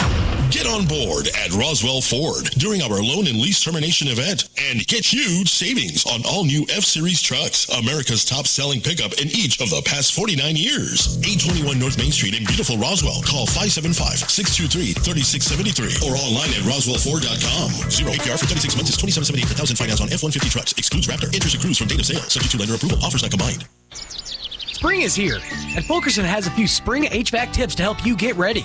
Check for uneven temperatures from room to room. Replace your filter and pay attention to sounds that your unit makes. A professional spring checkup helps catch these issues early. And with the right fit membership from Fulkerson, you can rest assured knowing your unit is ready. With biannual maintenance and a reduced dispatch fee, even in the middle of the night. Call 575-319-9984 to find out more. Fulkerson Plumbing and Heating, proudly serving Roswell and surrounding areas. Here's a Mornings with Mike Winters fun fact. Bamboo plants can grow up to 36 inches in a day. So if you're told you're growing like a weed, you can say, no, I'm growing like a bamboo. Here's Mike Winters. And good morning. It is 25 minutes after 8 o'clock, and joining us in studio this morning, Dr. Sean Powell from Eastern New Mexico University, Roswell, back with us. Good morning, sir. Good morning, Mike. Thank you for allowing me to come on your show today. Anytime. It's always great to have you on here. How's, of course, it's kind of, back to school week for you guys, too, here, and everybody kind of getting situated and getting into the kind of the fall semester routine here. How's that been going for you guys? So enrollment's ongoing. Classes start on Monday. Yeah. And we've got some events that are up and coming. But before we talk about that, I heard what you were speaking of before the break. Yeah. These different shows and Lioness. So I just want to throw out some positive words for Nevada Barr's character, Anna Pigeon. Nevada Barr wrote a series of 18 books so far, and they focus on Anna Pigeon, who is a law enforcement park ranger at these national parks. Okay. And the first one came out on Fandango. It's free, and it came out, and we watched it just last night. Nice. And so these books give a series of experiences that the main character, Anna Pigeon, has as a law enforcement officer at the national parks. And it explains a lot about the history of how that Pacific Park was developed, how it was established, and the inner workings of the National Park Service. Okay. So if people are looking for something to watch on a miniseries, this is another one to add to the list. I almost feel like if you're a fan of like the National Treasure movies, there's a hit, like it's like that meets your detective drama kind of thing, if that makes sense. Well, and if are you familiar with the National Treasure, the Nicolas Cage? Yeah, those movies. Yeah, maybe not to that craziness and the all that, but there's a little bit of intrigue and mystery to each one of them. Or the Dan Brown books that Da Vinci Code and the one they did about DC and all that. Yeah, right. So these are great. It's a great series to read, and then again the miniseries Anna Pigeon started last night. I saw a commercial for it over the weekend. It looked really good, and I can't remember her name, but it's I believe the actress, not Kathy, but she's if you've watched the Back to the Future movie, she's Marty McFly's mother. She's in 100 movies, and I can't for the life of me remember her name right now. If you're old school like me, if you remember the old movie Space Camp, she was a young girl there. But anyway, I think she's either director, producer, or creator, or not creator, but she's heavily involved in the series, the TV series you're talking about there. Yeah. So it looks pretty good. I did see the commercial. I'm like, oh yeah, I think, and of course the history angle caught me with the parks and all that stuff. Right. But yeah, it's kind of like it almost got a Nancy Drew feel to me a little bit for folks a little bit older, if you remember the Nancy Drew Hardy Boy series type. It kind of gave me that flavor of vibe to it. Yeah, I would encourage you to at least watch the first series, and I will do a little bit of a spoiler. It's in Glacier National Park. Oh, okay. So up in Montana. All right. And wildlife are involved, and there's a local influence that's involved with the Park Service. So anyway, you'll see how all that plays out if you watch it. It's yeah, really it sounds good. It does really sound good. I will take your recommendation and check it out. So. But back to the campus. Yes. So enrollment, like I said, is ongoing. And as you always say, the earlier you can get there, the better. We'll be doing enrollment really through the first week of classes. We start on Monday. But if you can get there this week and enroll, or at the latest early next week, because it's tough to catch up if you miss some class material. It is. I mean, and this is, they hit the ground running, literally. And, yes, generally speaking, the first class, you're kind of just going over the syllabus and kind of meeting and greeting, and, but by class 2, you're fully engrossed into the lesson plan at that point. So the sooner you get in there and get locked in, the more advantageous for yourself you're doing on it. Well, and I just want to give a shout out to our faculty and staff. They are prepared. They're getting ready to work with students starting this coming Monday. Sure. They're already working with them, doing advising and helping them get into the right classes. We also are very thankful for the state support with the nursing expansion that was completed by a local contractor. Wade Construction had that job, and they did a great bit of work on it. We've got other work happening on campus. Holloway Construction is there as well, doing some great things on campus with our sidewalks and putting in some sprinkler systems into some buildings for safety. Sure. But we're going to have a great fall semester, and faculty and staff are working very hard to make sure that they're meeting student needs. And, we want to be good community partners. And so we'll have a welcome back day on the 27th of August. Okay. And everyone is invited to that. It'll be an event like we've done in the past where there'll be a variety of things going on, booths from the different programs and different aspects of campus. Kind of an information fair as far as like different activities, different things to do. Life on campus that doesn't necessarily involve a classroom or that kind of thing necessarily. Yeah, and then we'll have some entertainment as well. Sure. So it'll be the 27th, and we'll get more information. Food's always online. usually pretty good at those events too. Yes. So they do a good job. And as we start off the year, one of the first things that we look at is Constitution Day, and that's going to be September 17th. And that's where, as a institution that receives federal funds, we're obligated to do an observation of Constitution Day, and so we're in the process of developing our programming for that day and inviting people. Excellent. Now, one thing that's a little different this year is Constitution Day is following during NCAR. And so the National Championship Air Races will be at the Air Center the 16th through the 20th. Might get a little more patriotic on this Constitution. Thunderbirds will be hanging out. It could be interesting. Yeah. Well, I think it'll be a great week. Absolutely. Our campus is going to stay open Monday through Thursday, normal operations. Sure. And like we did last year, we'll have the pool open in the evenings. The gym will be open extended hours. And we are working the relationship with the Scouting Council, again, the Conquistador Council, to have them show movies as fundraisers. So we'll have all those things going on as the air races are occurring that week. And we would encourage people to come out and be a part of it. Take part of it. Sure. Now, for folks that they do this because a lot of times when the racers, the teams and everything come to town, they're kind of staying in their RVs and things out into berries. And so the campus serves as kind of like their home away from home, where they can go get a shower, go to the gym, get something to eat, entertainment, like seeing the movies and stuff. So it's kind of set up as like a little Olympic Village for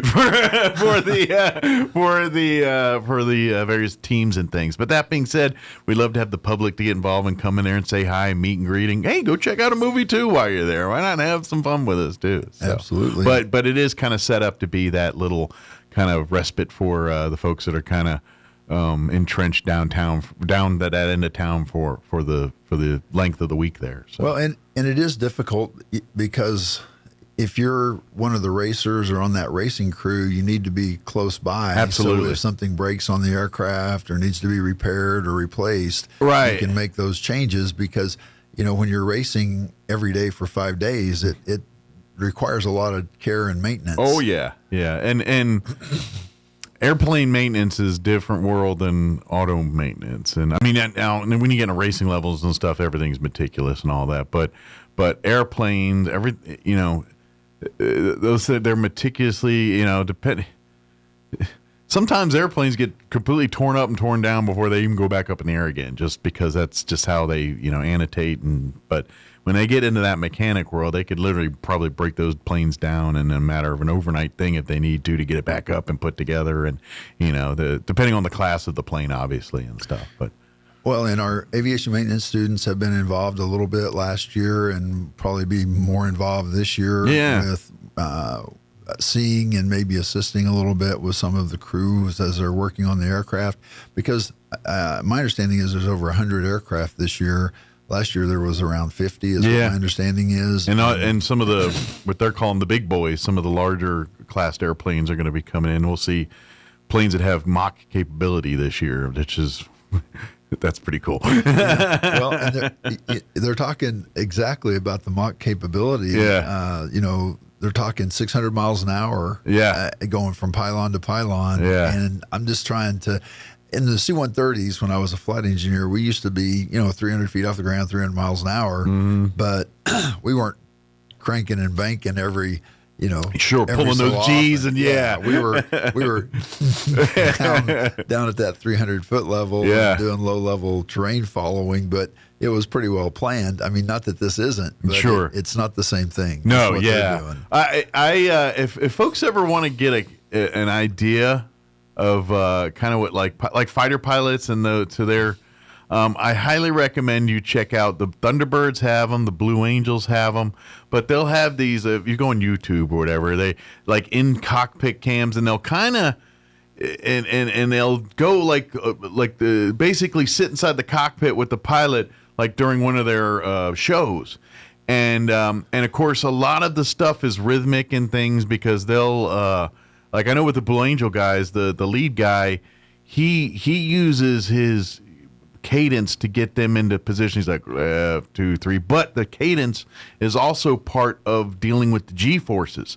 because those guys when they're pulling G's, and you'll hear them in there, bang, left, turn, right, 5, 9, 6, and you could tell that they're exerting every muscle in their body at that moment, and to be honest, I'm told those guys don't wear G suits, like they wear flight suits, but not G suits. I don't remember the logic behind it, but it's something. And the G suits keep you from passing out with too many Gs. And I think something with the way they wear, because of what they do, they don't wear them. And so, and I'm not familiar with that. I just know they're going to be there. I've seen the Thunderbirds perform before. And right. It's just an amazing experience. Yeah. And they've been here in Roswell, in the distant past. Oh, sure. I've heard about the air shows that have happened here in past years. My understanding is the Thunderbirds are going to arrive on Thursday. They're going to do practice on Friday and then air shows Saturday and Sunday. Cool. So for campus, we're going to be under normal operations with extended hours for the gym and the pool and the movies, of course, that time period. But then on Friday, we're going to go remote operations. Okay. Because we're just thinking the crowds are going to be pretty heavy. Sure. We have the technology. You can go to class from the comfort of your PJs at your house and your laptop there or your iPad or whatever you got. Well, and I think the other thing that's part of this from the educational perspective is last year, I think it was 3,000 students from around the local areas. Southeast New Mexico came to the air show. They have a STEM immersion zone and folks on aviation. Come and spend some time enjoying the actual air races and the show. Yeah. And the students get free bracelets to come in. So an added perk? It's a thing that the races have added, and they've been doing them since they've been over a long time in Reno, and they wanted to continue that. And we're going to contribute to that with our efforts as those races occur. That it'll just be another great experience down there. Absolutely.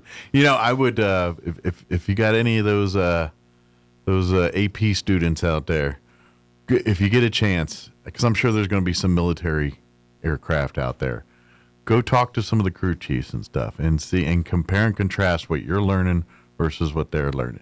And I guarantee there's going to be a lot of similarities there and everything else. And it's like, oh, the only difference is they're committed to 4 years. Right.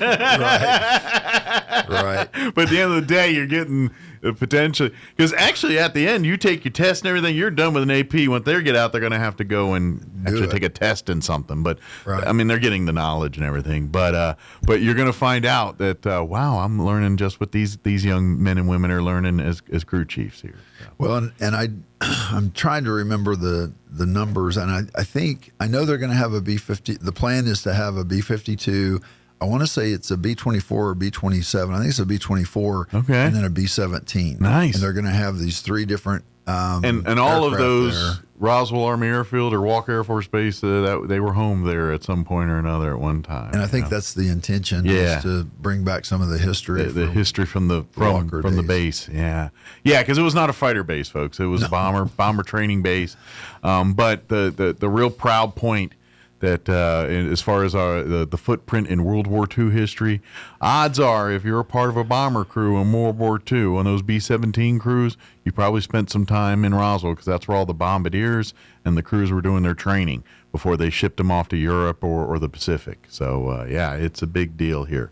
This base served a major role during World War II in that way. So, no, I just think it'll be a great opportunity for individuals to come and see the air races, visit our campus. Mm-hmm. We won't have buildings. I mean, buildings will be open Monday through Thursday that week, and then they'll have some pre-race qualifications, and they'll be using some of our spaces to do those classes and trainings. But beyond Thursday, we're just going to be in remote operations, and we'll have the pool, gym, and movies going. Very good. So come enjoy if you're down hanging out that end of town and all of that. And as students, you kind of come be a part and enjoy it too. Take advantage of the free perks as being a student on campus there and getting to enjoy the air races that weekend. So. And then a couple of things we're doing also later in the year. We'll have our annual turkey trot the Saturday before Thanksgiving. Yeah. And that's to really fill the food pantries for the campus there. Yeah, food pantries, and then also dog and cat food for the Humane Society. Yes. We do that. And then in March, the first Saturday in March, in 27, we'll do that Spring Blast, half marathon, 10K, 5K, fun run, walk again. Okay. And, last year we had 120 participants. This year we're anticipating a much higher number because we're advertising it and we have it out there on many websites. And so we're hoping to bring quite a few folks to Roswell for at least a night stay to do that half marathon here, and then, enjoy what they'll be able to see as they run around outside the airfield there. Yeah. Well, hopefully weather will cooperate with that time too. Yeah. Roswell in this area, you know how that goes. But well, last year the temperature was good. It was just a little windy, but But other than that, and wind, depending on there's a balance there. You like a little breeze, but you don't want. Like you're right. It feels like I'm doing twice the work here. Right. But and it's great, and of course it all goes to help great organizations and great. So it's come out and have some fun at these different runs.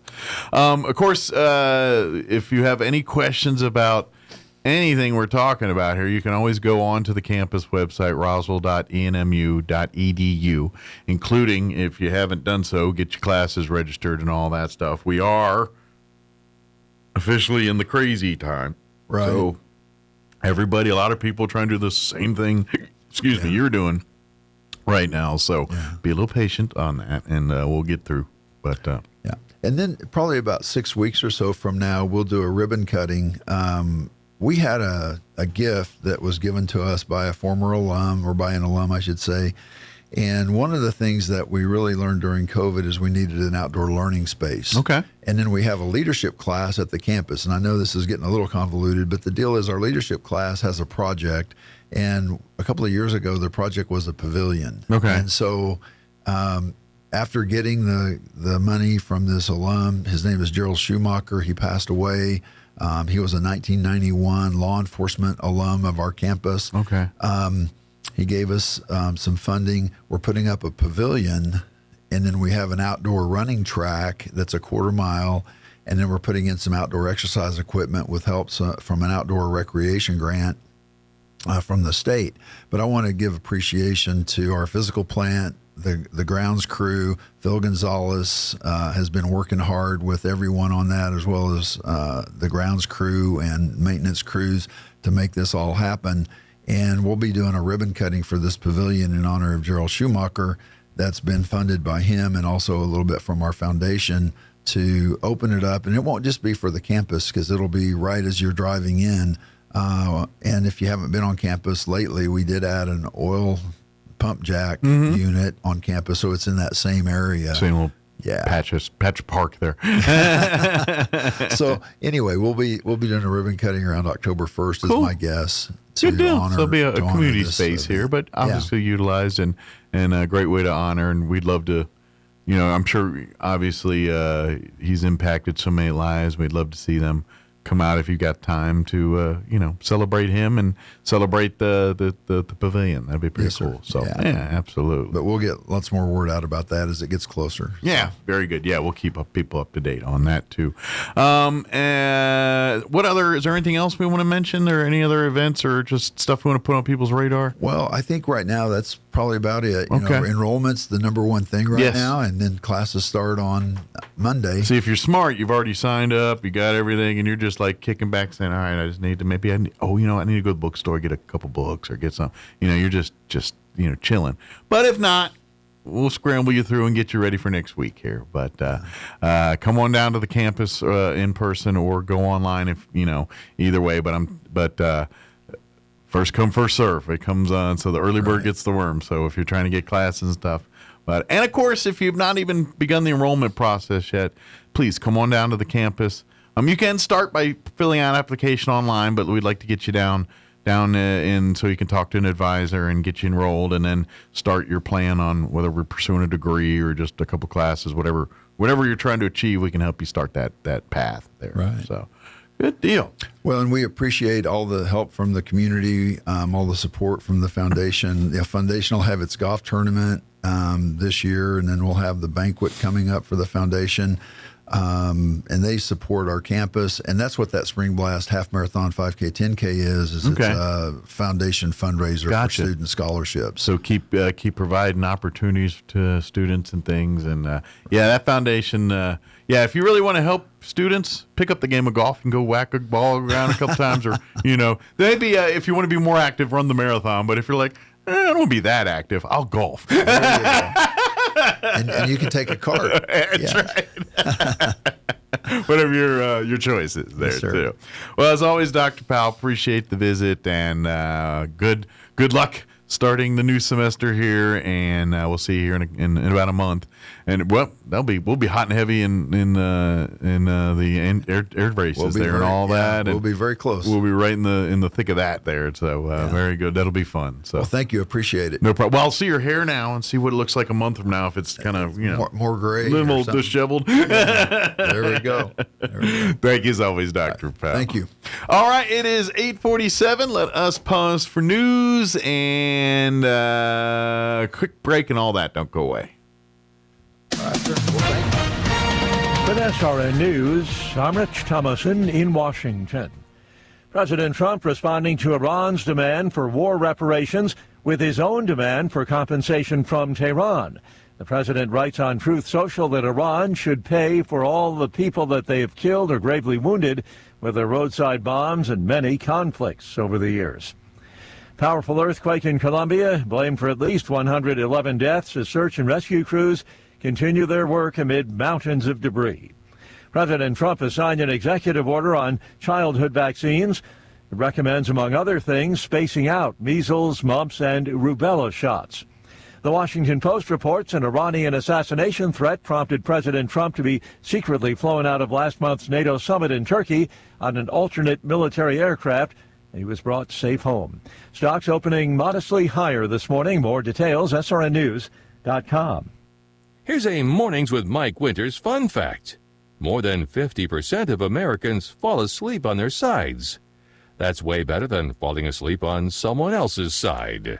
Here's Mike Winters. Now, time for another Otis Advisory. So, while you're waiting for the snow cone truck, you might want to give some thought to this. What do men really want? I mean, aside from the usual stuff, like getting to wipe your nose on your sleeve or maybe a good stool softener. Men are simple organisms who still think they can play Wipeout on the drums or the steering wheel. That works pretty good. Men know they don't really have to drive a Testastarossa to be happy or have one of those TV cars that slides sideways in slow motion. Men know some other stuff too, like what a woman is. Hell, men are experts in that. And they know today's modern girl isn't looking for any fluff. Corn-fed girls want the same size claw hammer you're carrying, or anything that drives itself and doesn't come with a curling iron. Look, Fang Fang isn't up all night waiting for that box of Christmas pajamas you sent with the bunny feet and the tail. So what do men want? Really, it's just for you to be happy, and maybe let them burn some rubber once in a while just for fun. You know, for men, it comes down to one thing. What would Roy Rogers do? That's how you know if you're thinking right. If Roy would do it, then you can do it. But you still might want to pick up a box of suppositories on the way home. They make great stocking stuffers. It's your warrior snake priest, Uncle Otis, a domesticated 10-point buck from Texas, classically trained in hoot and handy around the house. I'll see you at the Peace March. I'm meteorologist Steve Hamilton with your Pecos Valley weather. All that monsoon flow way off to our west, and we'll be staying sunny and hot with that high pressure system still covering our area. 102 to 105 and lots of sunshine today. The wind should stay pretty light. A little breezy overnight, clear, and we're in the low to mid 70s, and then very hot on Wednesday. 100 to 105 and sunny, maybe a shower Thursday. That's your latest forecast. I'm meteorologist Steve Hamilton. All across America, this is the Red Apple Audio Network's Market Report, sponsored by Abacus Global Management. Good morning, I'm John Terrett. Stocks were lower on Monday, lacking direction as traders on the street realized that an Iran deal is unlikely anytime soon. Techs were lower as well. The Philadelphia SOX index down 2.5%. So the Dow, the Nasdaq, and S&P all in the red then. The S&P flat after last week's record. Oil, Brent, $87 a barrel. WTI, 82. Both of them up about 5% because of the lack of information coming out of Iran. And talking of oil, the nation's strategic petroleum reserve fell below 300 million barrels for the first time since the early 1980s. Elsewhere, Mark Zuckerberg laid out plans to open source Meta Platform's most powerful AI tool, making it easier for you to get into. It's seen as a swipe at rival OpenAI of ChatGPT fame. Intel's announced a $15 billion common stock offering to raise money to fund AI development. Boeing is folding its air travel venture into rival Archer Aviation, and boy did Archer benefit yesterday. They were up about 10%. Taylor Farms has become the latest food company to recall food items, in this case containing jalapenos, over a possible salmonella contamination.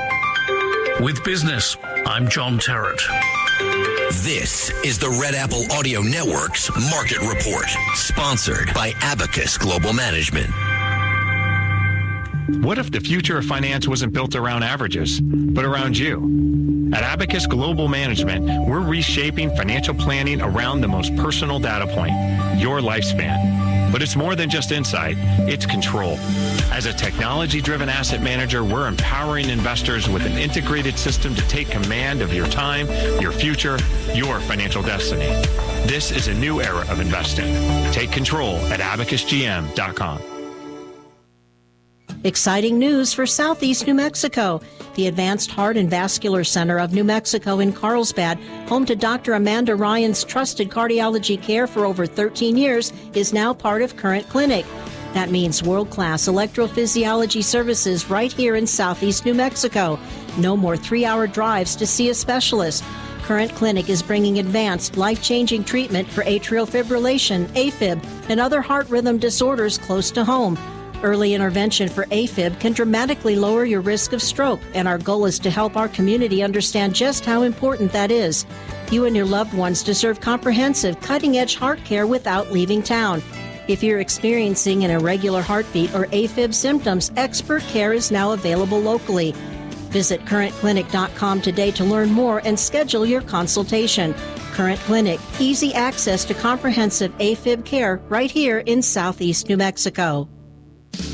Jennifer here at Trustmark Roofing and Windows. And did you know that we get a bunch of service calls per year from people who didn't even hire us? That means they originally hired someone else to replace their roof, windows, or gutters. Then later, when a problem popped up, they tried to call their contractor back to help, only to find out that the contractor has ceased to exist. They're gone, done, out of state, out of business. At Trustmark Roofing and Windows, we have serviced southeastern New Mexico for 20 years. As a second-generation contractor, we have serviced our area through many major hail and windstorms. We have customers who are the kids of customers that we've serviced many years ago. We will be here when you need us, period.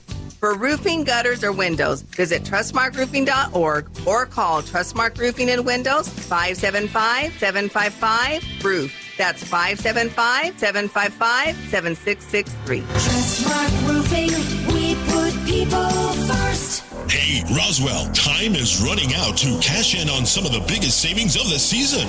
The loan and lease termination sales event is happening right now at Roswell Ford. Drive away with a truckload of savings in a brand new Ford F-Series pickup with financing as low as 0% APR and make no payments for 90 days. Upside down in your current car, truck, or SUV and want out early? Roswell Ford will do whatever it takes to get you out of your trade, even if you owe up to $10,000 more than it's worth. Have Listen Perfect credit? Roswell Ford works with a network of aggressive lenders that will push to approve your credit, even if it's less than perfect. Get on board at Roswell Ford during our loan and lease termination event and get huge savings on all new F-Series trucks, America's top-selling pickup in each of the past 49 years. 821 North Main Street in beautiful Roswell. Call 575-623-3673 or online at roswellford.com. 0 APR for 36 months is $27.78 per thousand finance on F-150 trucks. Excludes Raptor. Interest accrues from date of sale. Subject to lender approval. Offers not combined. Roswell Tire and Appliance will beat Home Depot prices on appliances, and they will beat discount tire prices on tires. It's not complicated. It's not difficult. Listen one more time. Roswell Tire and Appliance will beat Home Depot prices, and they will beat discount tire prices. Come into the store for all the details. This is Wyatt Maloney of Roswell Tire and Appliance, inviting you to shop local and save. They'll beat Home Depot prices, and they'll beat discount tire prices. 101 South Main. Call 575-213-1362 or go online at RoswellTireandAppliance.com. Do you have missing teeth or would like them replaced? If you think dental implants are not affordable, think again. At Maupin & Brown Dentistry, their goal has always been to provide the highest quality dentistry in a state-of-the-art office at a reasonable price. They routinely treat patients that have traveled out of town for a consultation but cannot afford the treatment quoted. If this sounds like your story, come in today. As one of New Mexico's largest users of the world-class Nobel implants, they're able to purchase in volume and pass the savings on to you. So if you're missing a tooth or have loose dentures, call today for a free evaluation, which includes a free 3D x-ray. You'll be given treatment options and an honest evaluation with no hard sell, no arm twisting. But don't take our word for it. Just ask one of the thousands of patients they've treated. Maupin & Brown Dentistry, your choice for experienced, affordable, state-of-the-art dentistry. Call 627-0141 or visit maupinbrown.com. People are often surprised by what they find here. More expertise than people expect. Advanced technology. Board-certified physicians. Care you might expect to travel hours for. Right here. We've never believed where you live should determine the care you receive. Close to family, close to home. We're here. Artesia General Hospital. Playing dance music can help ward off mosquitoes. Now you have a reason to invite Pitbull to your next pool party. Here's Mike Winters. And good morning. It is closing in on 8:58. Stay tuned. Next hour, around 9:15 or so, we're going to have Elliot Rodriguez join us in studio with Loan Depot. He pops in once a month. He is the guy you talk to when you are procuring your finances for your home. when you actually go to pick your home and, how many bedrooms and where you put it and all that, that's your real estate agent. But to say, hey, before you go to see your real estate agent, you should talk to a guy like Elliot and say, hey, what can I afford? My loan, what can I do? And then Elliot sits down and says, oh, you're approved for $200,000, whatever it is. Now you go look for that house. And that's so. But anyway, Elliot will join us next hour, and we'll have a conversation with him as we do each and every month. Of course, don't forget, if you ever miss any part of the show, you can always find it at your leisure on our website at ksvptv.com. They used to have the channels, and they've kind of done a new thing, and they're all up there, and you'll find them. I don't know. I think they're still working on it a bit, but I'm having a little trouble navigating it the way the other one was. But that's just me and my oldness. But you can also find our interviews on our 106.5 Roswell's Talk FM Facebook wall. You can find them there, and at any time after the show, Jocelyn will pull those interviews from the main body of the show, and then just have them there so you can watch that, so you don't have to sit through the whole 3 hours if you don't want to, or fast forward through. It's right there. So, but anyway, look for that on our 106.5 Roswell's Talk FM Facebook wall. All right, we are closing in on 9 o'clock. It is time for Town Hall News. We'll be back on the other side of news. Don't go away. The great one, Mark Levin, is now in Roswell on 106.5 KEND Roswell. News this hour from Town Hall. I'm Rich Thomason. It was a grand deception, one specially designed to protect President Trump. In light of Iranian assassination threats, decoy aircraft were deployed to carry the president home safely from last month's NATO summit in Turkey. Instead of 18, the Trump administration now recommends youngsters be vaccinated against childhood ailments. It's part of an executive order. It's been signed by President Trump. Authorities in Yemen say Iranian-backed Houthi rebels have fired missiles at a vessel in a strategically important waterway. 4 people were killed. 179 and counting. The death toll from the latest earthquake to strike South America. Search teams dug through the rubble in Cali, Colombia, after a 7.4 magnitude earthquake struck, collapsing hundreds of buildings. By Monday afternoon, people had begun reporting their loved ones missing on digital databases. One listed more than 2,000, the number steadily climbing. Barbara Mello with World Vision. A lot of people are in need right now. She tells Sky children are of particular concern. We as adults don't know how to react. Imagine the children. The desperate scenes recall the search is still ongoing in neighboring Venezuela after it was devastated by powerful back-to-back earthquakes in June that killed more than 6,300 people. I'm Ben Thomas. Sales of existing homes took a dive last month, tumbling 1.7%. Record prices and highest mortgage rates in a year depressing the housing market. Voters in 7 states casting ballots in today's primaries. One of the highest profile contests is in Wisconsin. That's where Democratic Socialist Francesca Hong seeks a Democratic nomination for governor. On Wall Street, the Dow is up 30 points, NASDAQ 8 points higher. More on these stories at townhall.com. I'm not one to say I told you so, but I switched to Pure Talk over a year ago, and ever since I've been telling people there's no better wireless company out there. Well, a few months ago, a massive survey was conducted. 123,000 people were asked to rate their wireless carrier in 4 categories: coverage, support, data, and overall value. Well, the results are in. Guess which wireless company was the only wireless company to get 5 stars in every category? Yeah, Pure Talk. 5 stars, every category. To celebrate, Pure Talk is offering the first 3 months of any plan for just $15 a month, including their top-tier unlimited plan. No contract, no commitment, just a very inexpensive way to test drive the only American wireless company with 5 stars in every category. Just dial pound 250, say micro, and Pure Talk's U.S. customer service will take it from there. Again, pound 250, micro. And yes, I told you so. A mining disaster in South Africa has claimed 14 lives. Police in South Africa say the miners were found dead at a disused mine near the city of Rustenburg, around 80 miles northwest of Johannesburg. No more details on their circumstances have been made available. South Africa has tens of thousands of artisan miners working illegally in gold and platinum mines that are no longer being used by mining companies. The informal miners often operate without proper safety equipment. Rustenburg is a hub for platinum mining in South Africa, which has the largest platinum reserves in the world. I'm Charles de Ledesma. Russia has attacked Ukrainian cities with missiles, drones, and bombs, killing at least 9 civilians. Ukrainian President Zelensky says that Moscow is getting military help from North Korea. He says Russian forces used North Korean ballistic missiles in an attack on Zaporizhia, killing 6 civilians there. News and analysis at townhall.com. Sad news out of Big Bear Lake, California. Jackie, the bald eagle, who with her partner Shadow became an internet sensation, has died.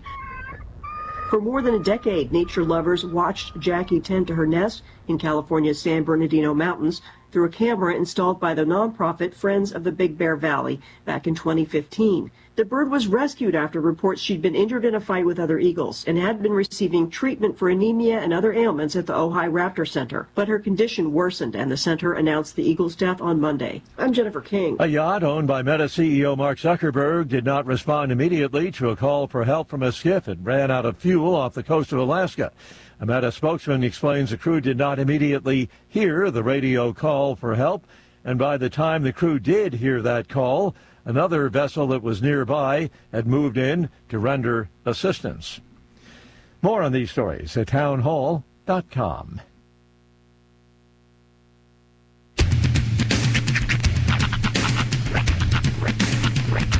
What in the wide, wide world of sports is going on here? I promise you, whatever scum did this, not one man on this force will rest for 1 minute until he's behind bars. Now let's grab a bite to eat. Yeah, come on. I feel the hot wind on my shoulder and the touch of a world that is older. I hit the switch and check the number. I leave it on and then I slumber. I hear the rhythm ringing through it. Flamenco guitar and cumbia music. I hear the talking of the DJ. Let's have a listen. What does he say? I'm on a Mexican radio. I'm on a Mexican world radio. Broadcasting live from high atop the J.P. White Building in downtown Roswell, New Mexico. It's Mornings with Mike Winters on 106.5 Roswell's Talk FM. Is that what I sound like when I talk? Now, here's your host, Mike Winters. And good morning. It is 6 minutes after 9 o'clock. Welcome to hour number 3. Tres inviernos. Mornings with Mike Winters, right here on 106.5 Roswell Talk FM. Happy Tuesday, everybody. Hope your Tuesday's just going delightfully swell. Indeed. And bubbliciously bodacious. Yeah. Take it. That's awesome. We need to start bringing back words like bodacious, you know? Yeah. Elliot is on his way. Oh my gosh, it's early for him. Got a confirmation text right there. All right. Usually don't get those till about 15 in. See you in a few, sir. But I think we should really look into. I know there's been some ridiculous vernacular and ridiculous slang over the years, but there's been some real good ones I feel like we should definitely bring back. I'm not gonna lie. I feel like I didn't get to use tubular enough. Tubular always felt like I wasn't allowed. Like tubular went with like surfing, gnarly. Yeah, gnarly. I did use, I think, enough. But the West Coast variant of that is nar-nar. Nar-nar. But I use gnarly. But yeah, tubular was not. I think that's more of a surfing thing because of the whole. Isn't that the wave reference? Yeah. I'm thinking. Yeah, because you're catching fresh tubage, man. But like I kind of grew up in the Tony Hawk skateboard era, so I couldn't do any of these things. I was playing hockey, but But for a minute, I tried poorly, and yeah, it was not my thing. I can rollerblade. I can skateboard. slightly rollerblade. I don't know. I think it's just that my body's not trained to lean forward. I can probably do none of way. these now, but I'm saying back then I could. But my body has been, over the course of life, trained itself to walk up, to be upright and lean slightly back so as to not fall forward. So whenever I get on anything with wheels, I'm instantly on my back. It just doesn't work out for anybody. Right. But no, like there's this guy I watch, and he's kind of got that old school Cali stoner vibe. He's like, it absolutely slaps when you get older, and it's just stuff like taking a walk through the park, or what did he say the other day? He's like, coffee, a really, really good, awesome cup of coffee. And it's just stuff that people who are slowly getting older, they learn to enjoy. Yeah. But I love to eat at 4 p.m. And it's actually kind of insane how as you start to get older, you realize they got it right. Yeah. Old people got it right. It took a while, and we make fun of you the whole time, but by the time you get here, all right. We made a joke. We were talking, I think last week at Music Bingo, and it happens at the winery. So there's usually food involved. In this case, we were enjoying a nice bowl of broccoli and cheese soup. Okay. My friends were passing around. Right. But somebody made a reference to the I'm not, I haven't fallen off. I ain't fallen off yet. Right. We're sitting on a Tuesday night eating soup and playing bingo. I'm pretty sure we've fallen off at this point. Hey, cool is all relative, but right? I'm telling you, it's awesome. Just doing old people stuff is fun. Well, and as I said, you're.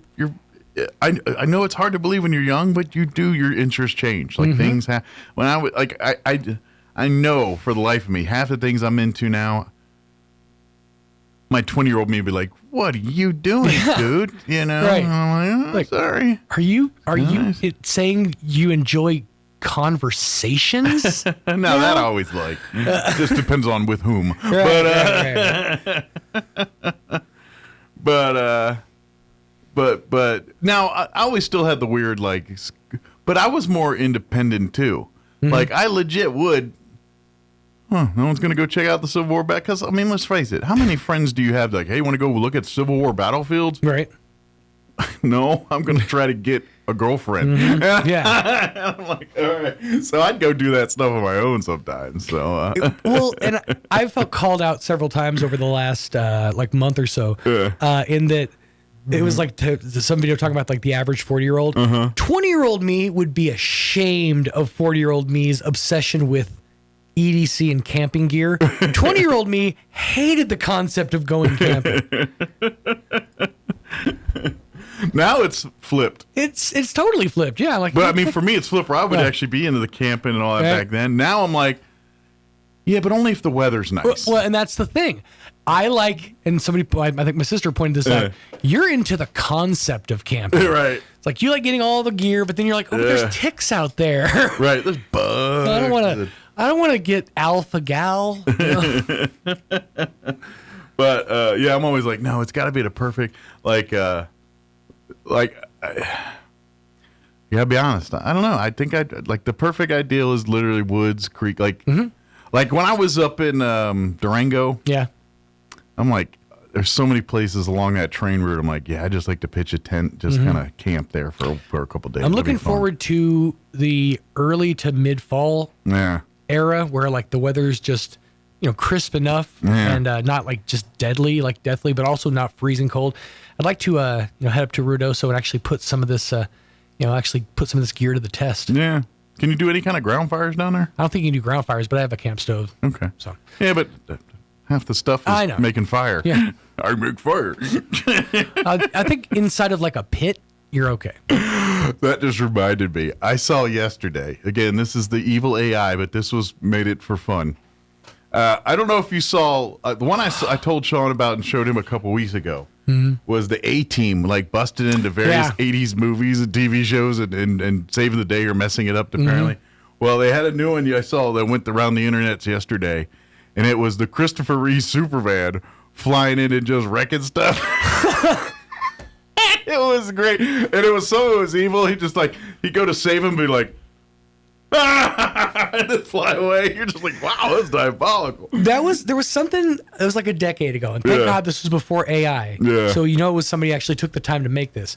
But the big trend online, or the thing that was going around, was compilation videos of Randy Orton RKOing somebody out of nowhere. If you had a video of somebody falling off of a table or something, right, they would intersperse a clip art version of Randy Orton, or just the picture of Randy Orton, but he would be moving towards you, and then it would RKO out of nowhere. Those are always fun, but those are handmade. You can appreciate when a little effort gets put into it. Yeah, these are just CGI'd and whatever, but it is, I'll admit, kind of funny when they just, Superman either helps or hurts in various scenes and movies over time. It lets people go. It's just kind of funny. And I got a chuckle. I do enjoy the idea of one cinematic universe's character coming in to affect the other cinematic universe. Right. You know what? If whoever does these, let's give us the real legend Chuck Norris one. Yeah. We always talk about all the Chuck Norris in this. Let's do one. So Chuck Norris doing these things. And clean house. I don't think he would wreck stuff. I think he would just clean house. No, but I mean, just it would be awesome to see Chuck Norris doing all the stuff that Chuck Norris shaves and he's got another fist under his beard, or yeah. I mean, all the those Chuck Norris jokes we had for so many years. If we're gonna drain a river for artificial intelligence, then doggone it, give us the memes we want. Well, and let's face it, now that we've lost Chuck, we're slowly going to distance ourselves from Chuck Norris jokes. You know what happened, though, right? He didn't die. We all died. Right. This is heaven. We're dead. He is the one true. Well, Chuck and us are no longer on the same plane of existence. He's advanced. He leveled up. But what I'm saying is, people are going to forget the greatness that is the Chuck Norris meme. And so I don't know. That's why I encourage you, anybody out there, if you wanna show somebody how powerful a legacy can be and what truly an amazing performance is, go back and show Chuck Norris in his absolute best performance ever, Dodgeball. I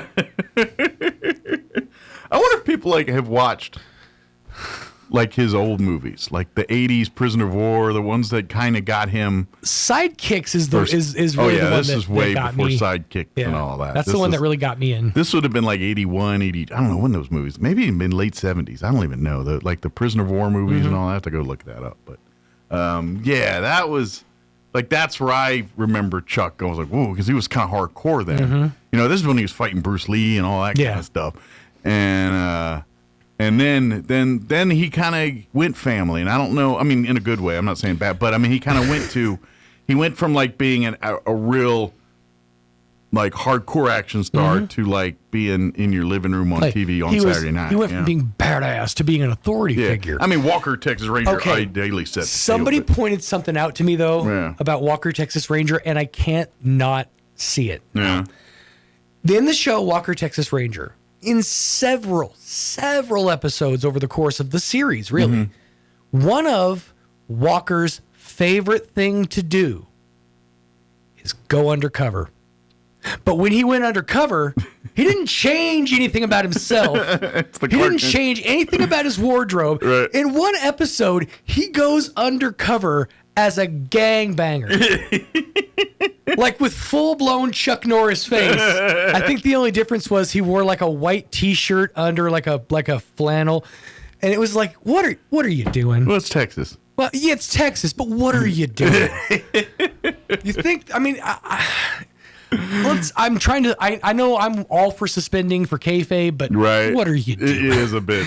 But yeah, that's something I can't not see. That's when they went to the full hokey. Is in Walker, Texas Ranger, Chuck Norris loves going undercover, loves breaking up these groups, but he doesn't want to do anything. He doesn't want to change anything about himself. Doesn't have to. Right. Chuck Norris. It's the Clark Kent syndrome. It's like Quantum Leap, but everything he leaps into is just another Chuck Norris. Right.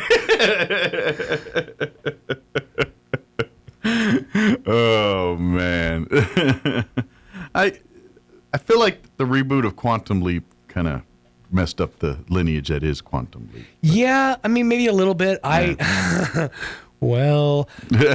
had a friend who was really into the reboot of the series and said it was really good, but they also said it ended. It was too soon of an ending. Like it wasn't satisfying. They probably got canceled. That being said, the legacy of the original Quantum Leap will always be I believe it's the end of an episode where he leaps and he goes, and then he finds a mirror and he turns it around and he realizes he's a boy with Down syndrome.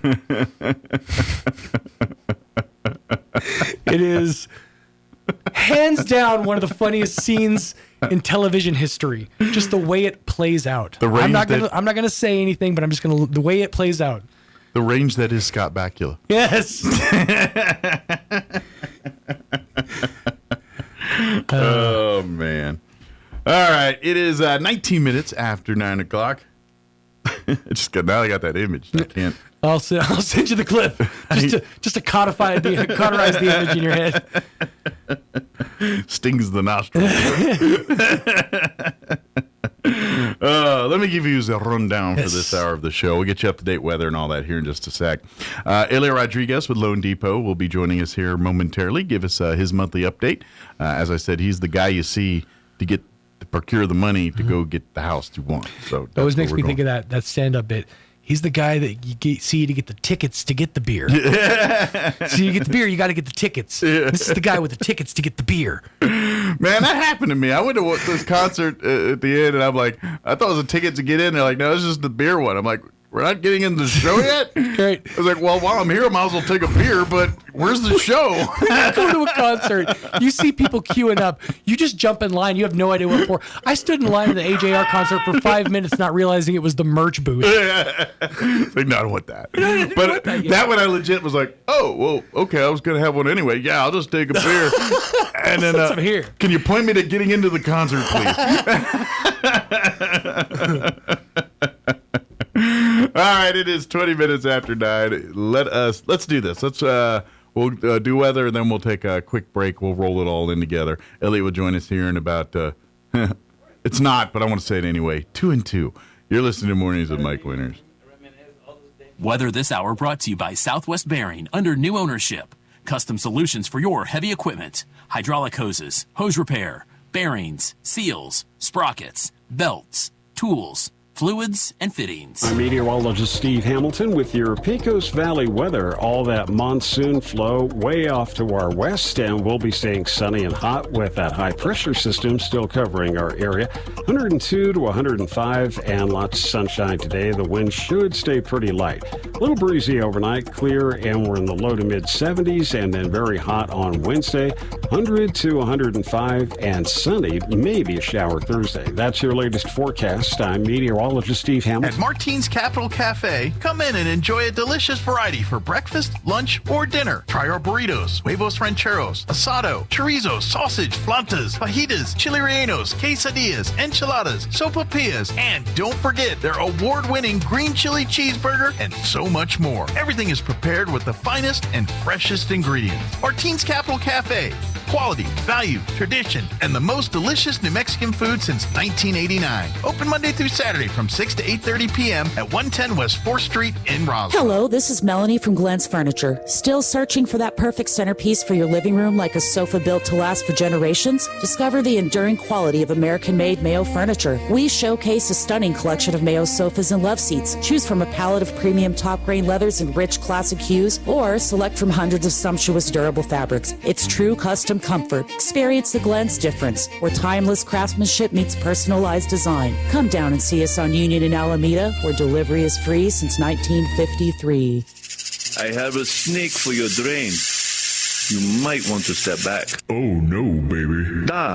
All AC units moke a little. Is normal. Oh no, baby. Aha, now your sprinkler system's strong like bull. Come on now. Don't let any fool work on your plumbing and air conditioning. Fergalicious. From clogged drains to sprinkler systems, Fergie's Plumbing and Heating is on the job. And who are you going to call for air filters and spring servicing on your AC unit? Fergalicious. Call Fergie's today, 622-2660. Nothing but love. Fergalicious. Okay, we are running a car drive right now to help veterans all across America. So if you have an old car, truck, or van, even a motorcycle or an RV sitting around, you can right now give it away and help the vets. They really need your help. And your car will help support the vets and their families. And guess what? You even get a tax donation. Plus, we'll even come and pick up your car for free. And all you've got to do is pick up your phone right now and make a free call. Now is the perfect time to do something good for the vets. Give back to the vets right now for all they've done for this country. And your old car can really help them. So call the Veterans Car Donation Program right now for free pickup of your vehicle. Help the vets and help your taxes at the same time. Call right now. 800-883-3024. 800-883-3024. 800-883-3024. That's 800-883-3024. You are 13.8% more likely to die on your birthday.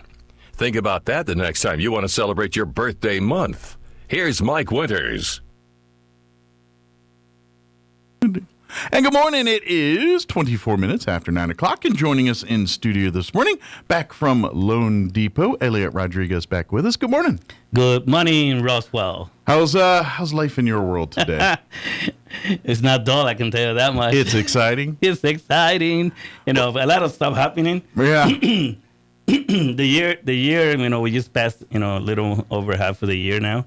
So it's kind of like time to reset. Sure. You know, and a good opportunity for a lot of people out there that have been thinking about buying a home, you know, haven't decided to do it, or they're in the fences waiting. Sure. I feel like I'm seeing a lot more for sale signs. There is. Housing. Yeah. There's a lot of homes being built. Yeah. Okay. There's people fixing some of the houses, and there's people selling the houses they have so they can move up, you know, and upgrade to the next, you know. So a lot of things still continue moving forward. So it has not slowed down. If anything, has, you know, picked up a little. So it's interesting to say the least. Is it kind of a buyer's market right now just because of the amount of selection, or is it kind of the other way around still? To be honest, the sellers are holding, okay? And, you know, they tend to be, you know, kind of like controlling the market somewhat. But I think it's like, it's a kind of push and go kind of deal, you know, like 50-50, you know.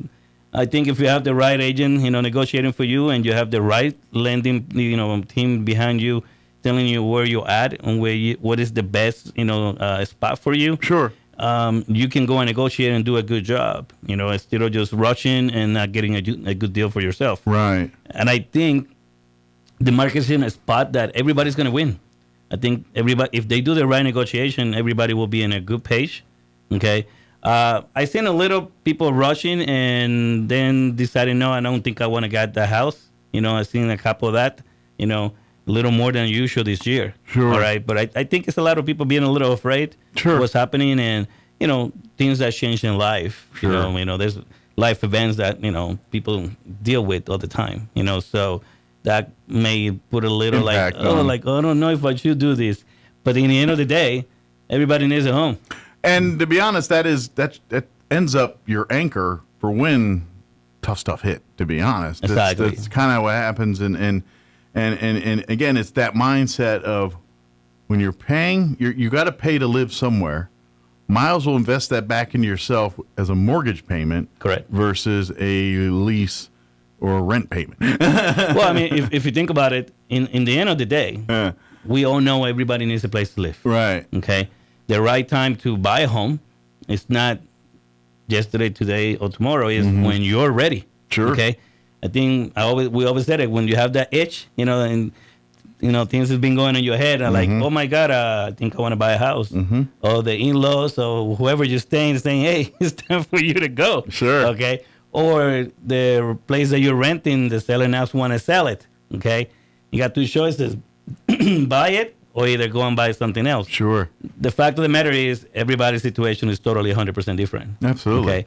Okay. But the cool part about it is, the process and life continues, and you have to continue pushing. You know, I think it's a good spot where we are. I mean, there's a lot of stuff happening. We had a new person with the feds. We have the war going on that's not stopping still. Sure. And I mean, it gets positive and it gets a little negative. It gets positive, it goes back and forth. Well, and this is where, if you look at history and look at, wars are awful, but they sure make a lot of people a lot of money. And that is the fact, folks. That's just kind of the way of life, kind of thing. If you're in a market and you know what you're buying, you might be getting a lot of money going today. But sure. I mean, the market is going up and down, and down. That's just the reality. I mean, if you go on Google, stocks, if you go on Google mortgage rates, you'll see it. You see the trend, up and down, up and down. Mike and I say it all the time. What goes up must come down. What goes down a little has to go back up again. Sure. So life changes as we go. The question is, are you going to let the bus pass you by? Okay? Or you have to wait for the next bus. All right? So obviously everybody's different on that situation. Everybody's going to make the decisions. Sure. But the market is there and it's happening. And like you said, there's a lot of houses coming up, And I gotta be honest, this is where I wish, I guess if I don't have big regrets or anything in things, but if I kind of regretted something a little bit, I wish I would have bought earlier. Like I was scared to do that I was in the military, maybe not then, but right when I got out, I should have pursued that harder as opposed to waiting another 5-6 years. And I think the reason for that also is the other aspect that I see now in my 50s versus seeing it in my 20s is when you're in your 20s, you can take bigger hits. You can. Well, you're more experienced. You can. I'm not saying gamble your life away, but as investment, yes, you look at the house is the biggest thing most of us are ever going to sign our name to on something like that. And yes, if it ain't don't build up a bead of sweat on your forehead the first time you do it, then you ain't a human. That's just how it goes. But that being said, if I would have thought about playing that, which is the safest gamble there is if you're going to gamble at 20, you know what I mean, is, hey, I'm going to buy a house. As long as you buy yourself a house. Don't overbuy, you're buy something that you can keep within your means to pay for. You're investing back in yourself. And don't forget, their first house ain't Taj Mahal. It might be a dang money pit, where you're spending. But at the end of the day, you will make out if you just handle your business, take care of it, do your stuff, pay your bills. I got a rebuttal for that. Yeah. It's okay. Yeah. I mean, you and I are in the same page with that. Yeah. I wish I would have bought even sooner when we were younger. Sure. Okay. I mean, we can say that now because we have the knowledge. Right. The hindsight 2020. So that we know. Okay. So, folks, if you're listening out there, the best time to buy a home is when you're ready to buy a home. Right. Okay. The star's not going to align the way you want to. Sure. If you're waiting for that, like my sister was telling me before, when's the best time? We talked about this before, and I tell her, the best time is right now that you're asking, okay? Yeah. You need to go for it and do it. If you can afford it and you could do it, put yourself in a position that you can do that. Now, it's when you put yourself outside the box, that you cannot keep everything nice and neat, that you cannot afford it. That's the difference. Absolutely. But buying it before, buying it in the middle or later, it doesn't matter. Sure. It's better late than never. Yeah. Okay. But don't worry about that because at the end of the day, one of the best investment you can ever do in reality is really your home. Sure. Okay. We can talk and analyze and break it down about financing, stocks and this and that, 401ks, you name it. Okay. The fact of the matter, in the end of the day, even when the market goes up and down, and I'm not only talking about interest rate, I'm talking about value of homes. Okay? Right. Let's be honest. Go and ask your grandparents, go and ask your parents. They bought a house 20 years ago, 30 years ago for maybe $50,000. That same house right now is $250 or $300 or $500, depending on the location, the size of the home, etc. So, folks, there's no way you can fail when you buy your own home unless you just don't take care of it. Okay. Oh, default on the loans. Default on the loan. Or like Mike says, you buy yourself a lemon and you just bought a money pit. Sure. There is a movie about that, but folks, there is. You better watch that. It's a really funny movie. Well, and to be honest, there is 7 million red flags on those houses. I mean, it's hard to just stumble upon one of those. Truly. If you get online and see any kind of track record on usually those, you can go like, why is this thing being sold every other year? Why is this? Exactly. Why is there no movement? And it's like, oh, because the property's not, like there was a house in my brother's neighborhood back east in Virginia, and they're right on the water and all that. And this was a piece of land that was eroding so bad that literally the house was coming down, so they couldn't sell it, and they couldn't shift the house because the property was so steep on the thing, and literally it got fixed, but someone had to spend probably $1 million to get that thing to being a livable and habitable where it should be. And it was just that happens, but not. And those are okay for the people that have a lot of money. Sure, and that's your turnaround. But be honest, there's usually a ton of red flags on those. So that's why you don't go blind. When you're done talking to Elliot and setting up whatever your ceiling is on what you're going to buy, get you a good real estate agent that looks out for that kind of stuff. Now, and folks, I know we're talking about something that it's not an everyday thing that happens to every single body, but in the other side of the quarter on that is we have also the programs to buy those homes. If you do the right negotiation, you have the 2 or 3Ks to go and fix them as well too. So I mean, it depends of what you want. Sure. Okay. You want to be close to mom and dad down the street, and the house down the street is about to be available. Sure. And it's not the best home in the world, but you could fix it up and make it look good. Sure. Hey. Yeah. There you go. It's a check in the boxes. The positives and the cons, okay? You have to balance it out. Positive, it's close to mom. Con is I got to do a lot of work. Positive is I'll have someone nearby. Negative is it's going to cost me more to fix this. Whatever that. So you have to do those check and balances and and figure it out. If the checks on the positive side outweigh the ones on the con, then you look at that. And then that brings you to where we at. Yeah. I chose to go into Loan Depot almost 5 years ago. And folks, whoever's listening out there, it was not the wrong decision. It was the best decision ever. Okay.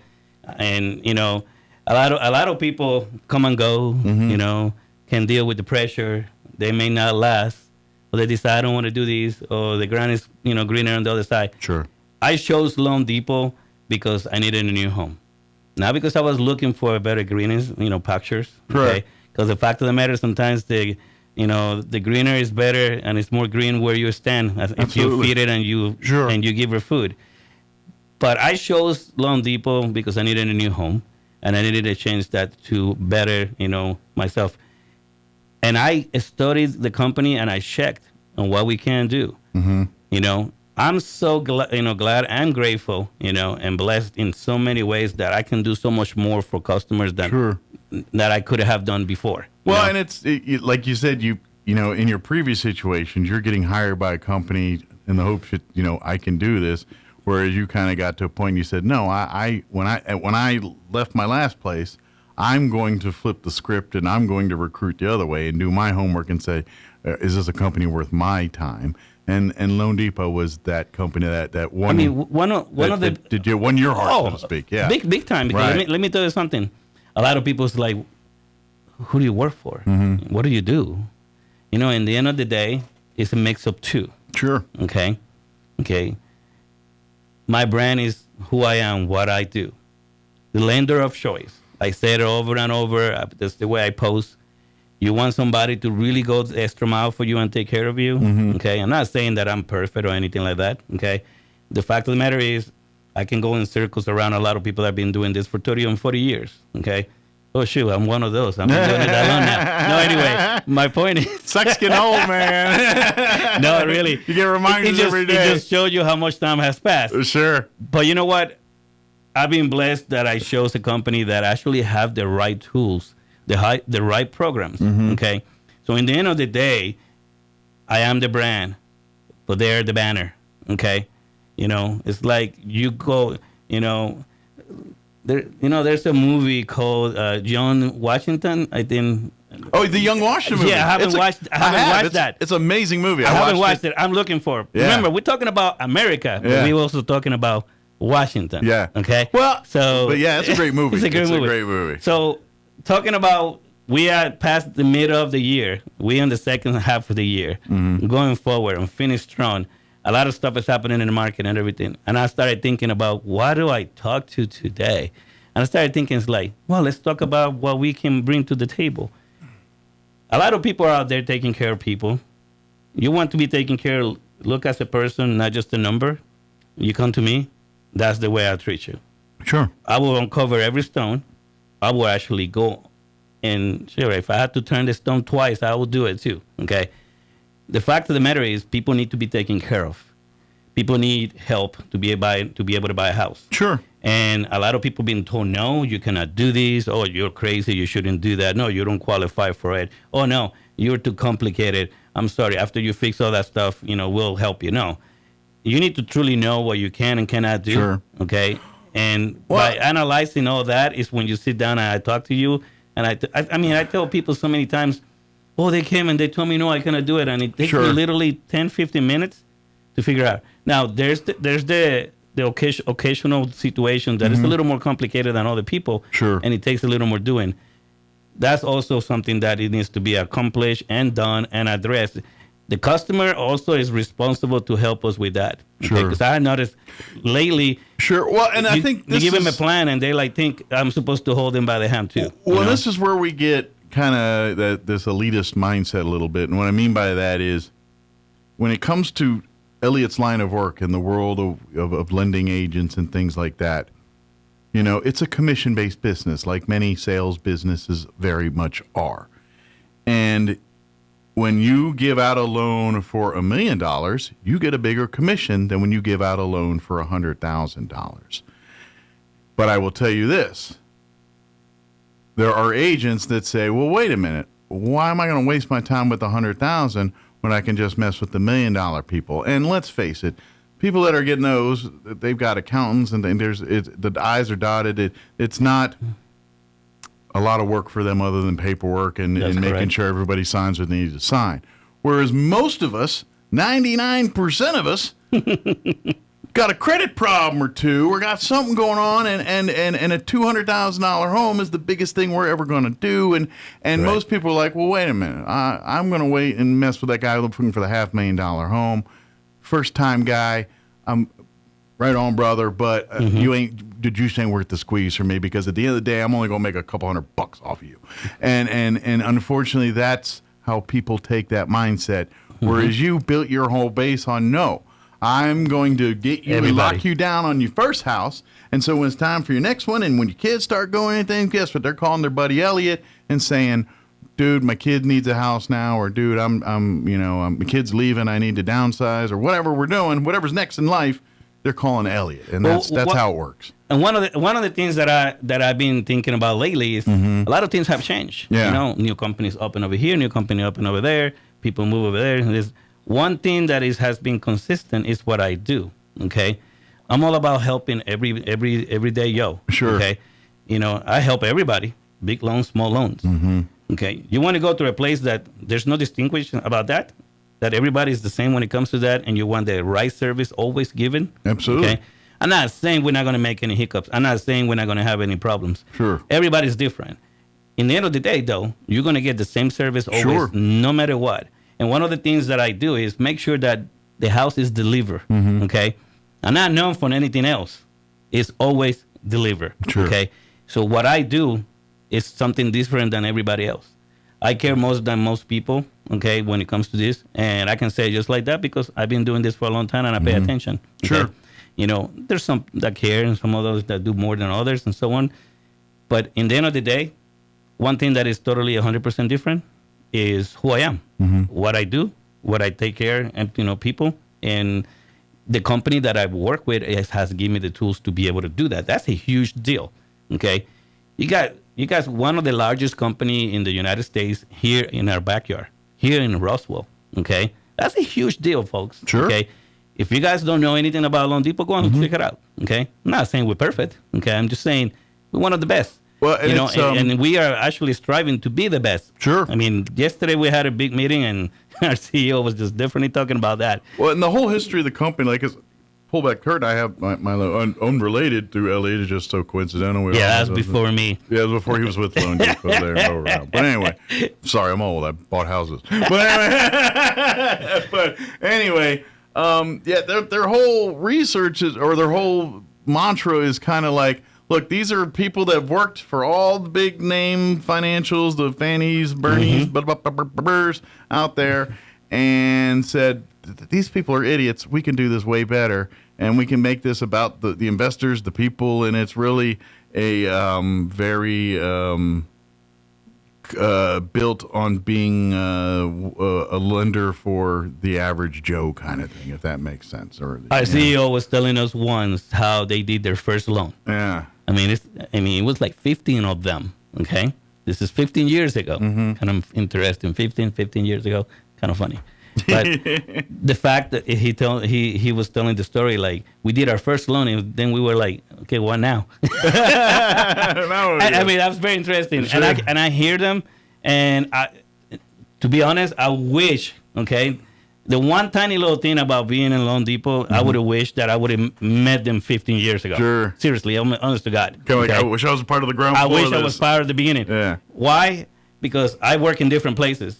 Okay, I seen good and bad. Yeah. All right. And again, folks, this is not about being perfect. Okay. But I do believe in one thing about looking for perfection. Okay. And trying to do things the right way. Don't cut in corners. Don't break in the law. Do the right thing, because every customer matters. And why do I say it that way? Why? Because, like I told one agent not too long ago, it's like, yeah, that sounds good. You guys do that. As long as I can prove it, you guys do what you need to do. I have a license that I want to help people today. Sure. And I want to be able to help people next year. So guess what? I stay clean.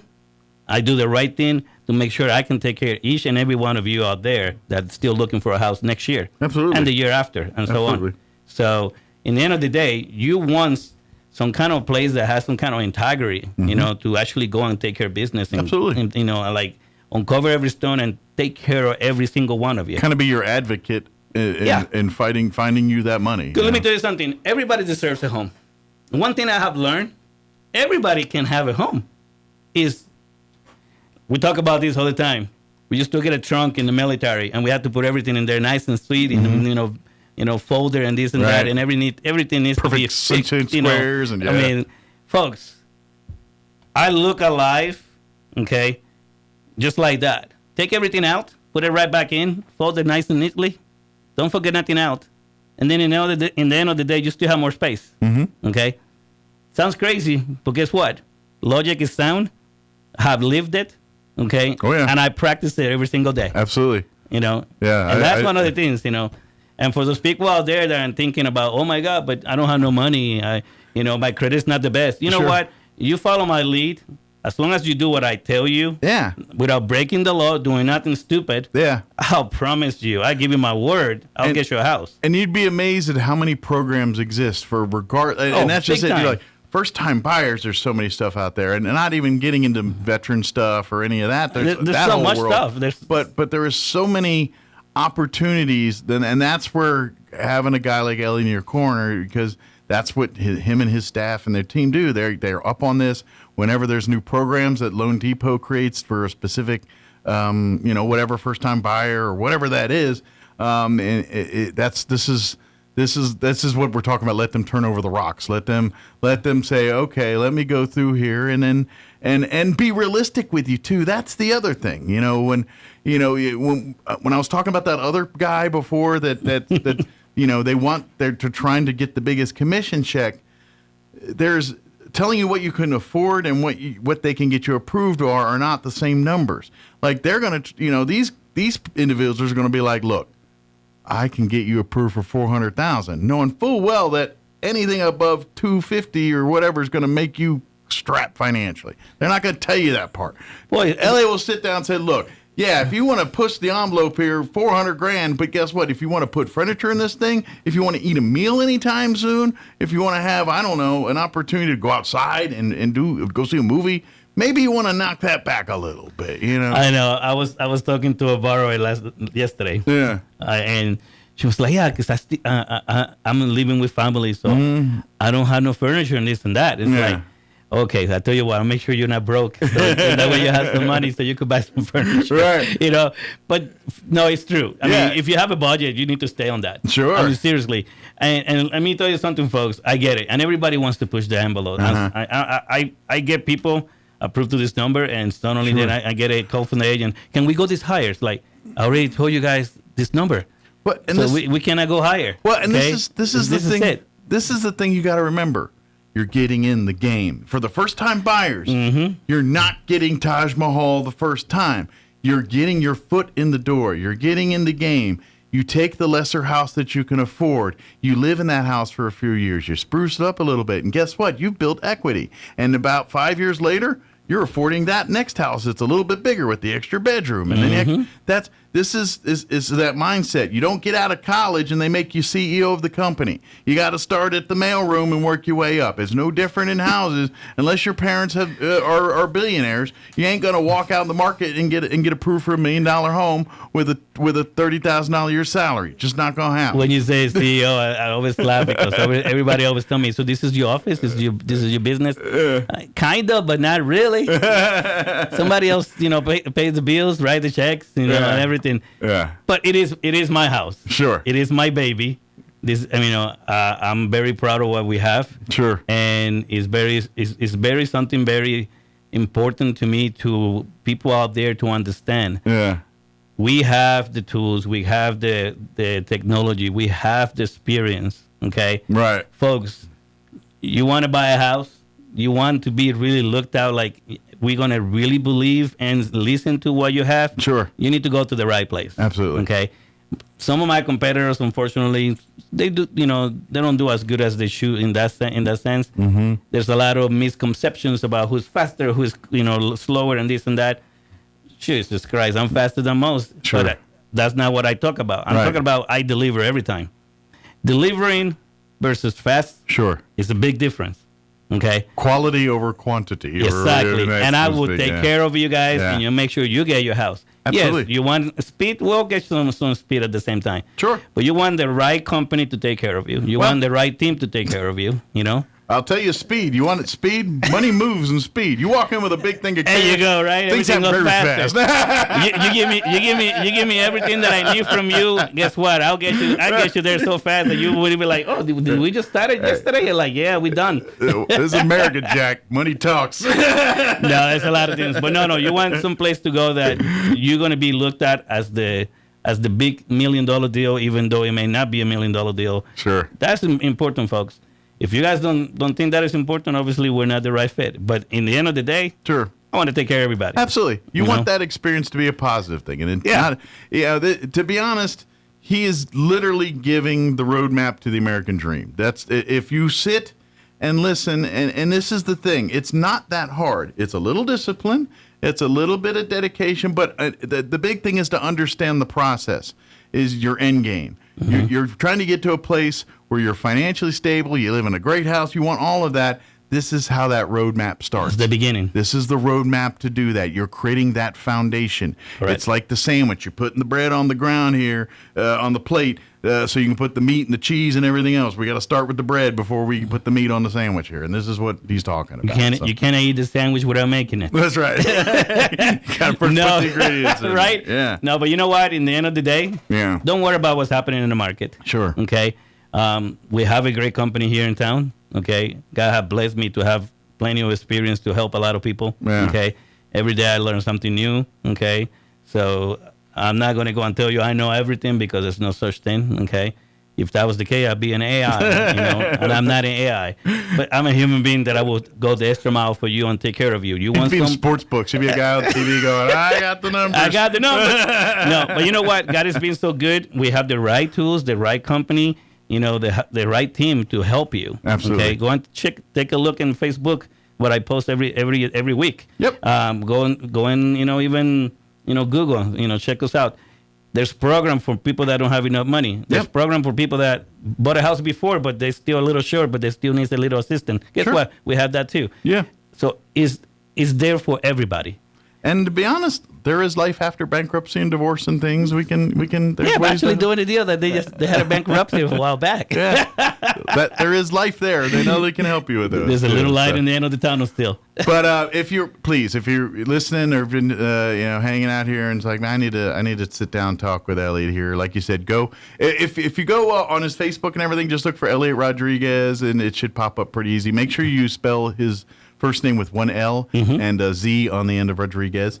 But you can also go to his website. He's got his own Loan Depot website where you can check him out. It is www.loandepot.com/Elliot Rodriguez, all one word, all with that one L and the Z at the end there. You can also shoot an email, Elliot Rodriguez, again, all one word, same way spelled, at loandepot.com, and then you can get an email to him that way. And of course, you can always call the cell. That's probably like right at the moment he's not in the office. Obviously, he's here in the cell, but you're not going to get you live. He was busy. But 719-237-4680. Again, that's 719-237-4680. Or you can call the office. His office here downtown, or it's just a block or two downtown here off Second, or by the kind of catty corner of the police station over there. Plaza West, across the street from the police station. Yeah, there you go, right there. You can call that office 505. I know it's 50, but it's here in Roswell. 505-445-2070. 505-445-2070. Or like we said, check him out.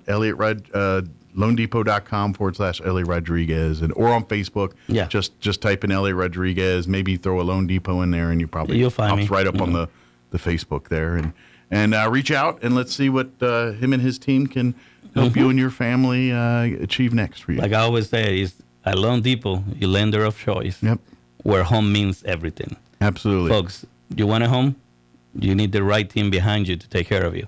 That's a fact. How do you ride the up and down storms of the economic world? You own real estate, and you own a piece of property. You know what? That rides better than 99% of most investments that are out there. 100%. Yep. And folks, getting a mortgage doesn't mean you have to pay it for 30 years. Yep. Okay, and don't get too scared about that kind of stuff. You can pay your house faster than that. All right, so and there's ways to do that, and I can teach you other stuff. But right. Yeah, you need a home, come and see us. We'll take care of you. There you go. Remember, money's great. But land.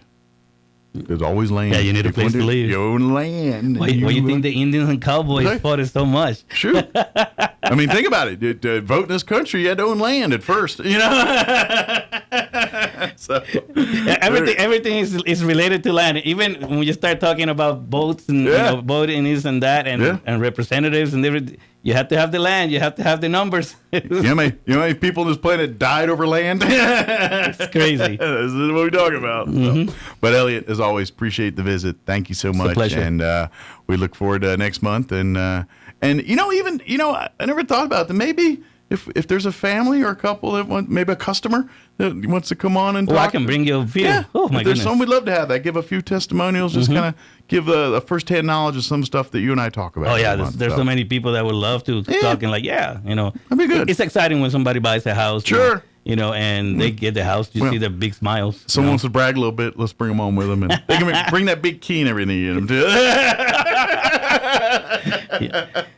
We take that picture with that big key. Awesome. Thank you, Elliot. We'll see you next time here. Thank you for having me. Stay cool, I guess, and maybe dry. Yeah, it got a little cooler yesterday. It wasn't so hot. It was hot, but I think Thursday and Friday our highs are like 97. So you have to start wearing a jacket soon. No. Right, hell's freezing over. All right, it is 9:56. Let's do weather and Hannity before they kick me off the radio. With SRN News, I'm Bob Agnew with Washington. Search and rescue efforts have resumed in Colombia after a powerful earthquake left more than 3,000 missing. About 1,600 buildings are damaged. Soldiers, rescue teams, and volunteers all working through the rubble. Choco, that's near the epicenter of the quake, is one of Colombia's poorest regions and hard to access. Other Latin American countries and the U.S. are all providing additional assistance. Newly released text messages sent by former NIH Director Anthony Fauci giving rise to new charges. There was a big discrepancy between what he secretly knew about the COVID-19 vaccine dangers and what he was telling the public. In messages to the Surgeon General and Director of the CDC, Fauci privately raised concerns that the vaccine could, in his words, theoretically be linked to miscarriages. U.S. stocks have been hanging around their record highs while oil prices keep swinging on ongoing uncertainty about the war with Iran. This is SRN News. Waking up on the right side. This is the Sean Hannity Morning Minute. Zoran Marxist Kami Mamdani, this is hilarious. They have a billboard up in Times Square, has been named Florida's Economic Developer of the Year. $1.8 trillion economy, record-breaking wealth, migration. Florida Chamber of Commerce has officially launched the Times Square campaign naming Zoran Marxist Kami Mamdani as Florida's Economic Developer of the Year. We wanted to thank him for the jobs, the companies, the people that they're pushing out of New York. And a lot of them are coming to Florida, said Mark Wilson, CEO of the Chamber. And America's at a crossroads. Yeah, everybody I know is getting the hell out of there. Don't blame them. From coast to coast, from sea to shining sea, it's the Sean Hannity Show. In a recent industry survey, our friends Pure Talk, my cell phone provider, a veteran-owned company, was the only wireless company to receive 5 stars in every single category: coverage, support, value, and data. Now, you deserve 5-star wireless service. And now Pure Talk, they have an invitation for you. Remember, they use the same cell tower, same 5G network as the big carriers. And right now, for a limited time, for $15 a month, every one of their plans you get for 3 months for $15, including their top shelf unlimited data plans, $15 a month for your first 3 months. No contract to sign, cancel anytime, no risk at all to you. Same service, same cell tower, same 5G network. And the average family saves over $1,000 a year. Make the switch. It's simple. It's fast. It's easy. You dial pound 250. You say the keyword save now. Pound 250, keyword save now from our friends at Pure Talk, America's wireless company.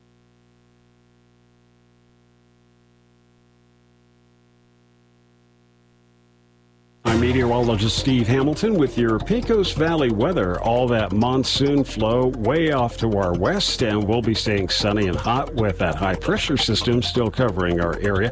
102 to 105 and lots of sunshine today. The wind should stay pretty light. A little breezy overnight, clear, and we're in the low to mid 70s, and then very hot on Wednesday. 100 to 105 and sunny, maybe a shower Thursday. That's your latest forecast. I'm meteorologist Steve Hamilton. Your home for armed America.